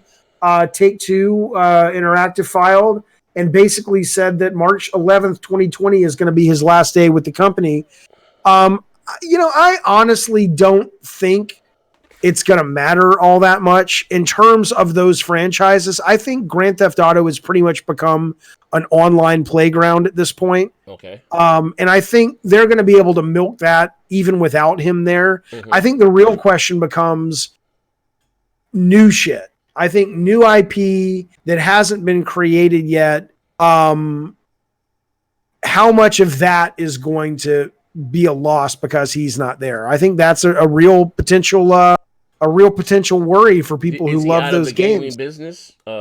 He hasn't said. I mean, I saw speculation online saying that he's very much into the story and the presentation and sort of cinematic games and stuff. And Take-Two has made so much money off the online component of Grand Theft Auto and Red Dead 2 that perhaps that is, even though I thought they had autonomy there, maybe they've stepped in and said, we want more of that and less of your trying to tell stories. That was just somebody speculating. I don't know if that's accurate or not, but that's what somebody was saying. Or maybe he's just like, fuck you motherfuckers. I am literally a billionaire. I am 40x years old. I think I'm opting out now. I'll be in Hawaii if anybody needs me, but please fuck off. I mean, it could also be that. It could just be as simple of he's got ultra fuck you money and he's been crunching for the last 10, 12 years straight. Mm-hmm. And he's looking to, he found a lady looking to raise a family. I mean, we just have no idea. LucasArts, man, that created Star Wars, to say fine. Oh yeah. George Lucas is like, just give my $4 billion. And cashed out. It was shit, man. Yeah. Well, like I said, Grand Theft, I know what's the thing. No one plays Grand Theft Auto really for the story. They released a survey how many people actually play and complete the game. You know what I mean? They play it for the multiplayer. Right. They were able, I think it's the most successful game selling this generation, if I'm not mistaken. Oh, it's incredible how much money that fucking game. Yeah, you know what I mean. Which leads me to what, EA? I don't know if we talked about EA and their figures that they came out with. Let me get this from Floyd, $5 super chat. Yeah. Thank you, sir. He says Rockstar seems to get a pass. They got like 6 studios over there, but take forever to make games. I guess the money went to their heads and fuck the crunch bullshit. I mean, yeah, they if you Google how much money Grand Theft Auto Online has made, it's staggering how much money that game brings in. And so, yeah, I mean, yeah, they probably are saying fuck the crunch. They're like, you know what?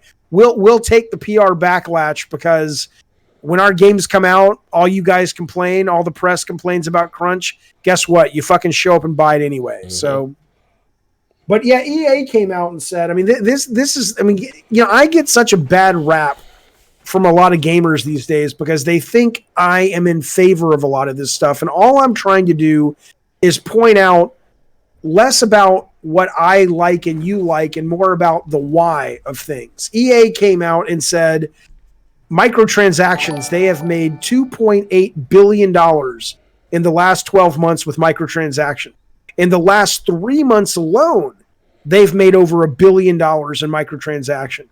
And so, yeah, this is the loot boxes. This is the FIFA card packs. This is the Madden shit. Madden, yeah. This is basically what a lot of core gamers complain about. And it's great that EA is coming along and saying, hey, we're going to make Star Wars. We're going to make Need for Speed that has no DLC no microtransactions. I think that's great. But if people look at EA and say, oh, thank God Jedi Fallen Order has come along and saved everything, and now it's going to go back to business as usual, $2.8 billion fucking dollars, man, in loot boxes and microtransactions. They're not changing that shit. Oh, no, but the way they get around it is give you the DLC for free. And they will sell you the cosmetic shit. You know what I mean?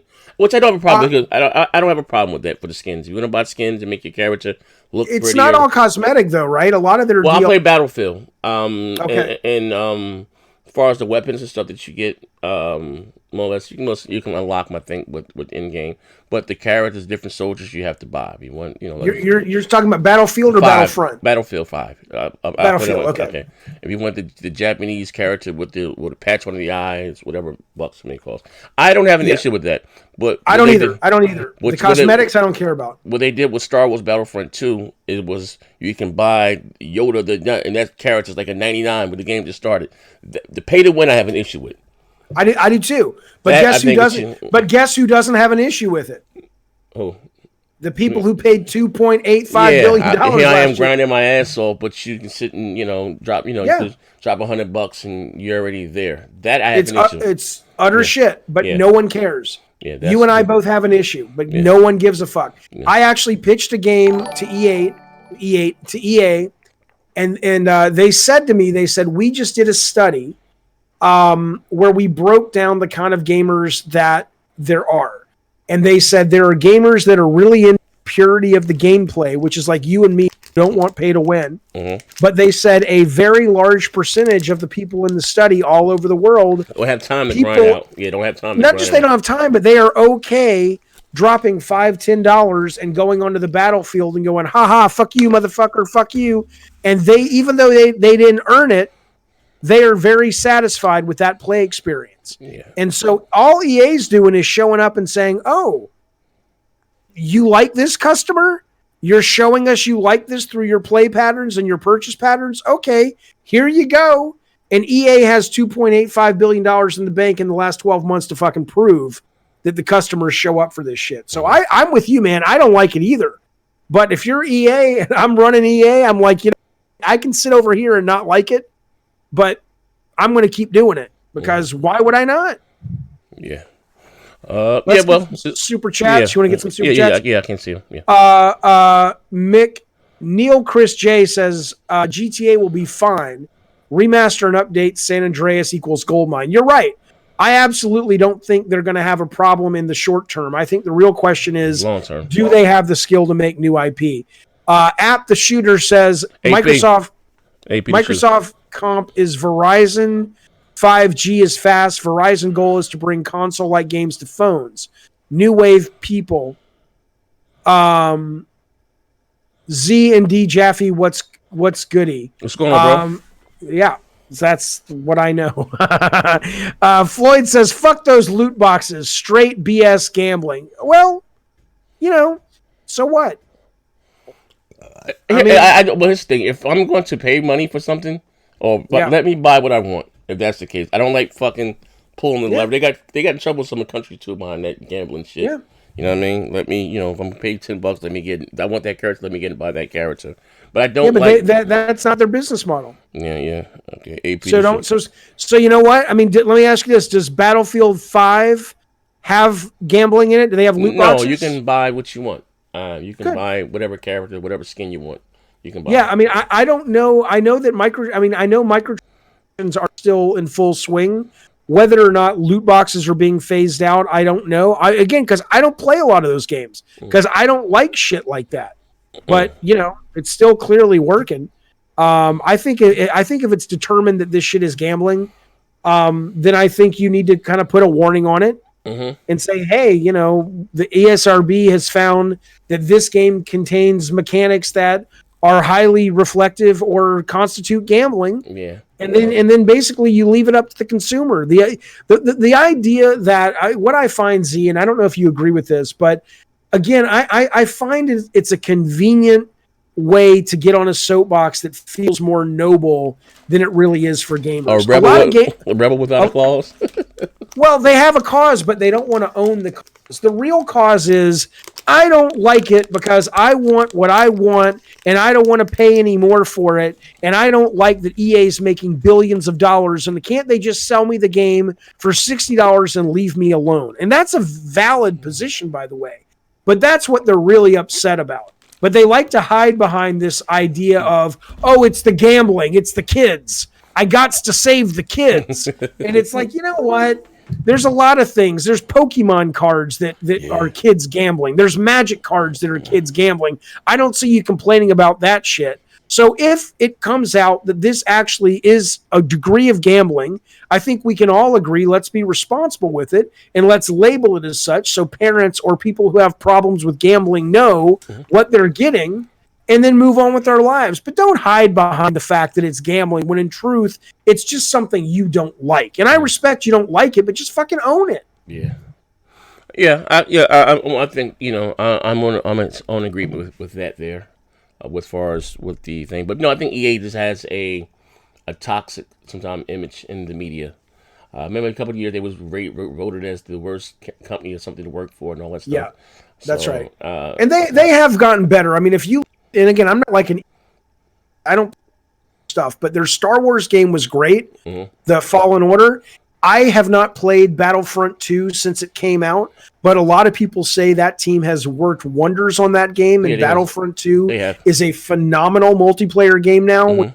You go back and play it. So they are in Need for Speed Heat that just came out, has no microtransactions, no loot boxes, none of that. Mhm. So I mean, I think they are kind of starting to go, you know what, we have to do better. And you know what, Mega Devo, fuck you, buddy. There's your $2 super chat. People like Jaffe kill the gaming industry. you know, people like you are the reason we have more. Okay, because you don't listen. You don't listen to what people are fucking saying, Mega Devo. I'm not saying I like it. Do you know people who kill the gaming industry, pal? It's your fucking brethren out there that are spending $2.8 billion on this shit. You know how much money I gave EA this year when it came to microtransactions? $0 fucking dollars. You know how much pay to win I had in my last game that did have loot boxes? None. It was all cosmetic. So I'm just the messenger, man. I'm explaining why this shit is the way it is. I'm not killing the gaming industry. It's your fellow gamers that are spending the money.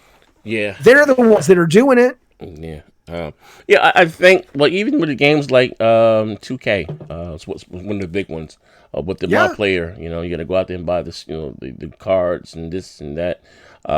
It's, I don't know. I mean, again, I think that's when it comes down to, like I said, the competition. I don't like what EA did with Madden. They money had it, the license, and where they didn't have any competition. And Madden's the same Madden every year because there's no competition. They're not going to make another football game but them. And I think that's very, very unhealthy without competition. You know what I mean? That's why I keep telling my people on the channel, I want Microsoft to get their shit together so they can push Sony. You know what I mean?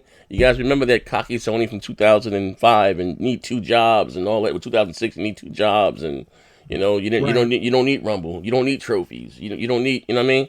And again, with Microsoft, with Xbox Live and Party Chat and achievements, Sony got their shit together. You know what I mean? And Microsoft, when Sony got hacked, then they gave away 2 free games, and Microsoft was getting their ass kicked. And so what? You know, we got games for gold. They start giving away 2 free games. Competition is good. You know what I mean? It is good, but I think you'll see the competition go the other way. I think you're seeing Sony already making adjustments to PS Now because they're seeing how successful Game Pass is. But you know what? I want to ask you a question, Z. Seriously, I want to ask you this, and I don't want to harp on it. But why you got a guy in your chat, T. Harris, says Jaffe thinks pay to win is saving the industry. LOL. Are these guys on fucking dope? What the fuck? Did I say I like it? Did I say all I'm telling you is this is the business model. This is what people are spending money on. Yeah. I'm not saying you should spend your money on it. And you bring up 2K20 NBA. Yeah. Think about it. That game launched. That game was buggy as fuck. Yes, sir. A lot of people were very pissed off at that game. It was still the number 1 game. It was out for less than a week, and it was the number 1 game, not of the month, but of the entire fucking year. Yes, and at the end of the year, it came out in October, I think. Yeah. It had been out for 3 months, and it's like the top 4 game out of all games released in 2019. Yes, sir. So if people are upset, don't be upset with me. Ask yourself why your fellow gamers are spending the money on this shit. You know what's crazy, right? Because I guess EA has NBA Live, but NBA Live is not what it once was. You know what I mean? Right. Gift and the curse. And 2K Take-Two Sports became the premier basketball game, right? And again, because Take-Two doesn't have a rival competition. You know what I mean? Right. And that's how they're able to get away with this, because there is no competition. EA didn't release a basketball game this year, if I'm not mistaken. They didn't even release their game, or whatever the fuck the case may be. But that's what this happens when there is no competition. The same thing I said with Madden. You know, instead of EA making a better football game, because they had ESPN 2K5, which came out for $20, was a much better goddamn game than Madden, right? Madden's EA said, oh shit, let's go out and do, give the NFL whatever the fuck they gave them, whatever, for the exclusive licenses, whatever the case. And to me, that hurt I haven't really been into Madden since then. Like, what the fuck is this? Right. I remember they released Madden when the 360 first came out. We changed. We get the hell up out of here. That game was so bad they had a lawsuit. They had to give the fucking game. I got $50 back. I got my money back for that goddamn. It was Madden 06. It was horrible. You know what I mean? But you have things that happen when there is competition. You know what I mean? And I'll tell you something else. One of the reasons Sony is so great is they don't have any competition for MLB The Show. Yes. And that game, year after year after year, if you like baseball, yes, sir, continues to be a great fucking experience. I said this on my channel. I said Sony looks at we have the only baseball in town.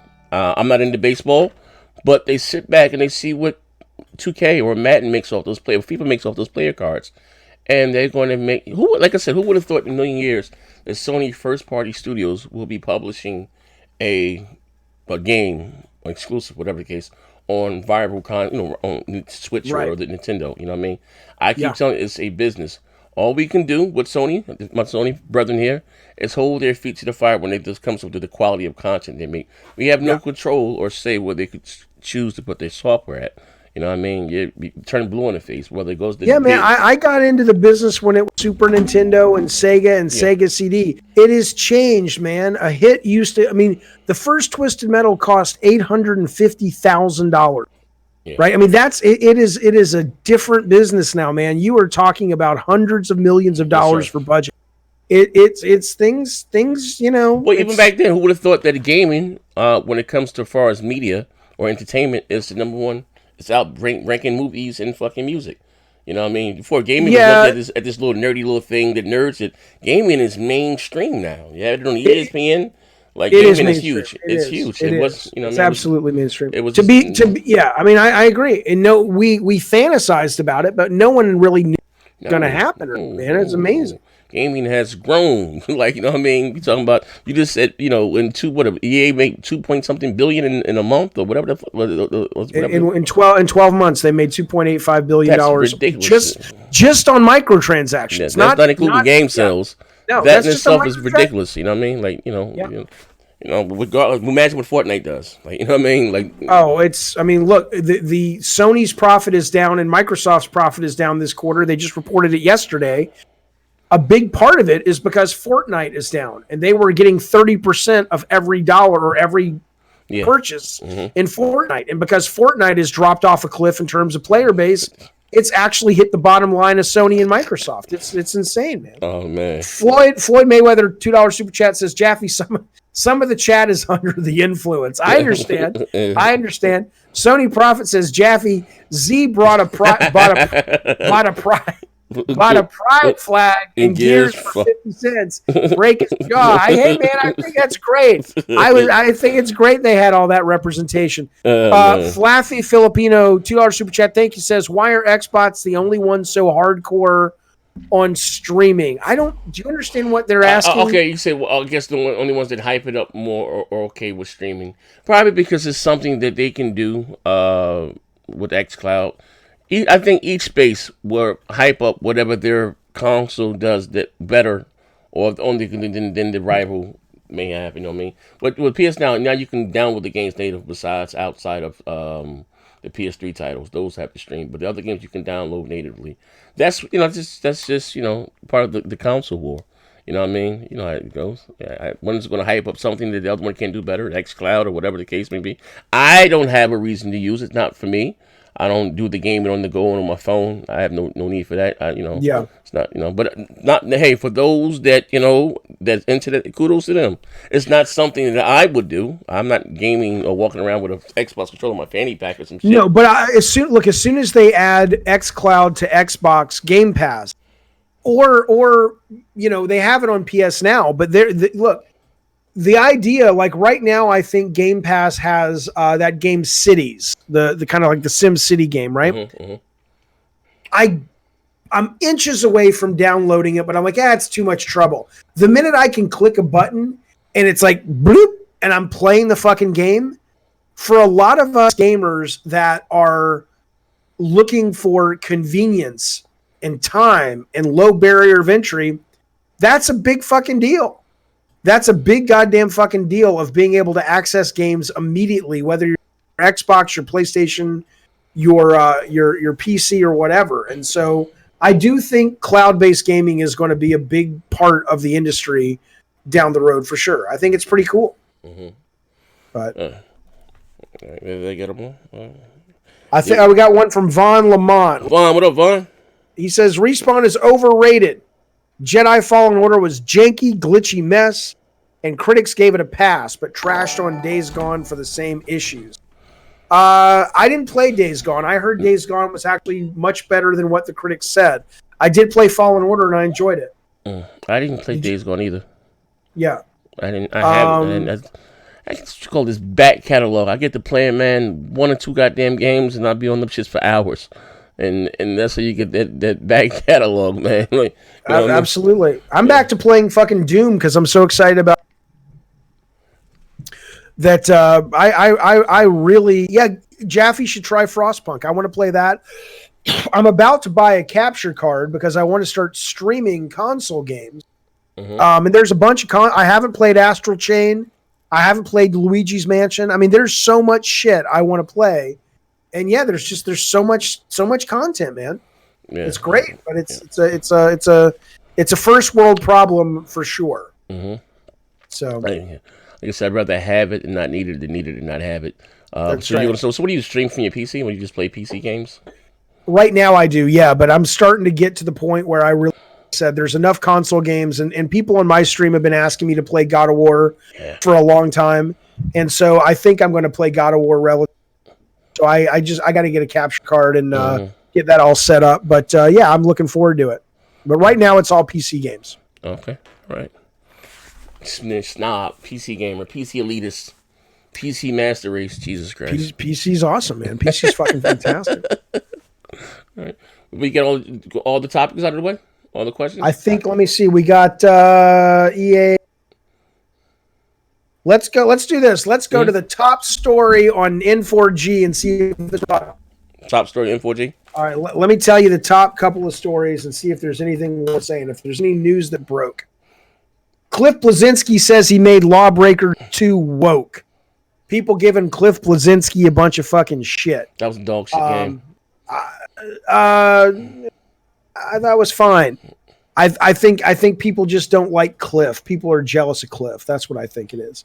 But I didn't think it was a dog shit game. It was a really well made game. You thought it was dog shit?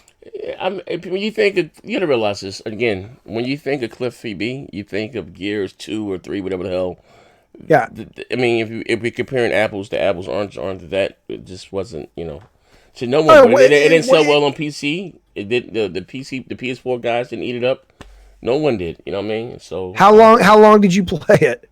I didn't like it. I tried it a few times. I didn't really care for it. Right. Okay. All right. I don't even think the servers are up anymore. I don't even think you can go back and even if you wanted to play it, you can't anymore. No. It's down. It's down now. Okay. Let's see what else. An Xbox game studio is experimenting with shipping low-res textures to be AI upscaled in real time. I think that's pretty potentially interesting. I don't really know. I don't know if what they're saying is the AI is. They're basically saying the AI is going to upscale the texture, so the game studio doesn't have to work as long on texture maps, and the AI will just do it. Here's my thing with that. I guess, and I'm always assuming. I think when it's done hardware-wise, it will always beat something that's software-wise. You know what I mean? Maybe it's because they're doing the cross-gen stuff between the X. Right. They said for the first 2 years, you know what I mean? Then the Series X will have some exclusive content, you know what I mean? I would rather, and again, I'm buying a fun. I mean, gaming is a very, very selfish hobby. If you said yourself with Gears of War, what's that? Gears Infinite. I'm being honest with you. If you didn't tell me, if they didn't say this was running on a next generation Xbox dev kit or PC, that should look like the S. It didn't knock my socks off. You know what I mean? It didn't wow me. But when I saw The Last of Us 2, that was like, holy shit. And I think that in itself is a problem, especially if, you know what I mean, again, just coming into E3, and this we can close the show with this. I think it's a problem if that's what you value. Yeah, there's no doubt. You know what I mean? And but most people that go out and buy fun on the console day one, that's what we value. We want to be wowed.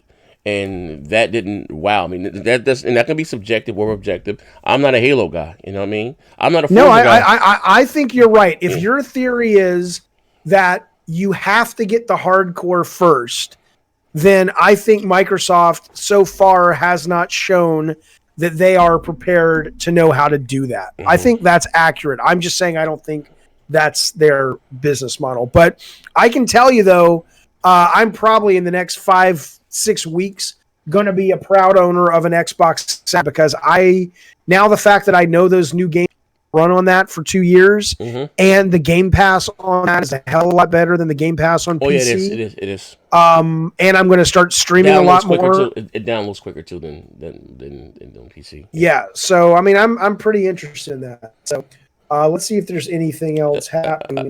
We got I see Elijah Parker said, "I'm calling out both of y'all in a Modern Warfare 2v2." Hey, Parker, get your ass out! You dog shit, Parker. He wants to play us in Call of Duty. Well, wait, so you and me versus... he always talking about two. Parker be drinking. I'll put some money on it. Hey, listen to the same motherfucker here that came to me and got mad when he said that the Lord gave him a vision that he was going to drop a bomb in Atlanta. This motherfucker, he be out there, man. He got mad with me and I didn't believe him. What? He had just a dream? I mean, yeah. I had a dream last night. My youngest kid was on an obstacle course 100 feet in the air. That one God giving me a vision. Hey, that's called a dream. He said Jesus came to him, spoke to him softly in his left ear and said, "Stay away from Atlanta. He's going to destroy Atlanta with a bomb." Yeah. Oh my God. True story. Well, what happened? I don't know. Is Jesus a liar? It's coming down the road. I understand. He's coming back. He got the whole Jeffy. He has the whole world in his hand. He got the itty bitty babies in his hand. Yeah. That's right. That's exactly right. What are you streaming this week? This week I'm streaming me, myself, and Battlefield, Mortal Kombat. You know, I gotta start Uncharted 4. I gotta beat that. But what I said, what I'm gonna do. This is what happens to me, right? I get to play in the multiplayer. I'm a big into multiplayer and bucket out with my crew, right? And we get to whoever we call it, have a dog shit game. We call it a buck game. I get to play in that or more because I like to talk shit. I have to do the single player games in the morning. You know what I mean? But I ain't gonna lie. I live the life of a rock star. I go to bed 5 or 6 o'clock in the morning. I take Maya to school. Then I sleep till about 3 or 4. Get up from school. Then I'm up. If I get disciplined, I can stream in the morning, maybe like 12 o'clock. I can play the single player games and then do the multiplayer. You know, whether get my show on, you know, do a show, whatever, on YouTube, then go over to Twitch. But it never happens like that. You know, either playing Battlefield, I love Battlefield. It's just the sound. God damn it. It's all over. You know what I mean? Or, you know what I mean? Or playing whatever, Gears or whatever, Mortal Kombat 11. I like fighters. Old school, you know what I mean? So, you know, that's what happens. But I got to play Uncharted 4. I got to beat that. I want to play The Last of Us 2 before the new one comes out. I want to beat that. You know what I mean? But I'd get to playing multiplayer and I'd be stuck forever. For us, what are you streaming? I'm going to be... I'm on Doom right now. 2016. The last one? Yeah, loved it. No, you know what? I never played Never finished it. I got the whatever the hell, the collector's edition, and never fucking played the fucking game, man. You've never played Doom? Of course I played Doom, but I got the new one. No, this is a new one, right? I got you got Doom. What the hell's my camera right here? I got Doom, and it came with the card. Isn't it in Game Pass? It might be. Yeah, but I'm playing it on Steam, but yeah, I never played it. No, because they used to make me me dizzy when I was young. When I was younger, I couldn't do Doom or Duke Nukem. It's just or 007. For whatever reason, it would give me motion sickness. It happens, yeah. Not anymore. Now I got it. It doesn't bother me anymore. The guy who was the lead producer and my co-director on Metal 1 and 2 got sick. He couldn't play Twisted Metal. Hey, Jeff, I didn't want to tell you that. Twisted Metal used to make me fucking nauseous. I couldn't get into that shit. I don't know what the game. It's the rotation speed. Yeah, that shit. But now they don't. I mean, you know, as far as first person shooters, they don't bother me anymore. Right. But they used to make me dizzy. Well, Parker says $2. He says 1,000 bits on the. You do not want me anywhere near your call. Oh, you that bad? I suck at it. I'm terrible at it. Floyd says he wants your thoughts on Evo 2020 lineup. No Mortal Kombat 11. To me, that's weird. I don't know why. I don't know if it's an issue between Warner Brothers or whoever the hell. But I don't understand that. You know, Mortal Kombat, Street Fighter. That is weird. They got Street Fighter Five still. I'm sorry, they got Street Fighter Five still there. They did not explain. They didn't say why. I don't They know. never- Yeah, I don't know. And you got a couple. What's the and you know what? What's the guy's name? Sonic Fox. He's big in the. That was the Yeah, one yeah. player. He's big in the LGBT community, whatever the hell. Yep. But I don't know why that is. I don't know. Is it too gruesome for? They showing it on TV or something for the Oh, fatality? it's good. Yeah, it's a good point. I don't know. I I don't know. What they is Capcom is in now or Marvel? Yeah. No, well, they have Street Fighter Five still. Probably Smash. Probably Tekken or something or Soul Calibur, but no Mortal Kombat. No, we need to tweet Ed Boon. I don't Yeah. asking why is Mortal Kombat not on Evo? That's a good point. It's a good question. And they just added crossplay, and I think that is magnificent. That I can buy one copy of the game and play with PlayStation guys, and vice versa. EA need to get on the ball. Battlefield needs crossplay. I think that's the best thing ever. Crossplay, yeah. No, crossplay is fucking awesome. Yeah, I think that's the dope shit ever. If I need to ask Ed Boon or tweet him, why is no Mortal Kombat? And they got some serious pro players. Like, I've seen a couple of Oh yeah, like, Jesus. absolutely. People Well, make that's our fucking topics. We want to talk about anything else? No. Besides your jawline, no, that's it. We covered the show. Thank everybody for rocking out with us today. Yep. If you're not subscribed to David Jaffe, check him out. Yeah, I'm gonna put my YouTube channel in the it's down there. Follow me over there, and let me put my Twitter down there too, real quick. Hang on. It's at.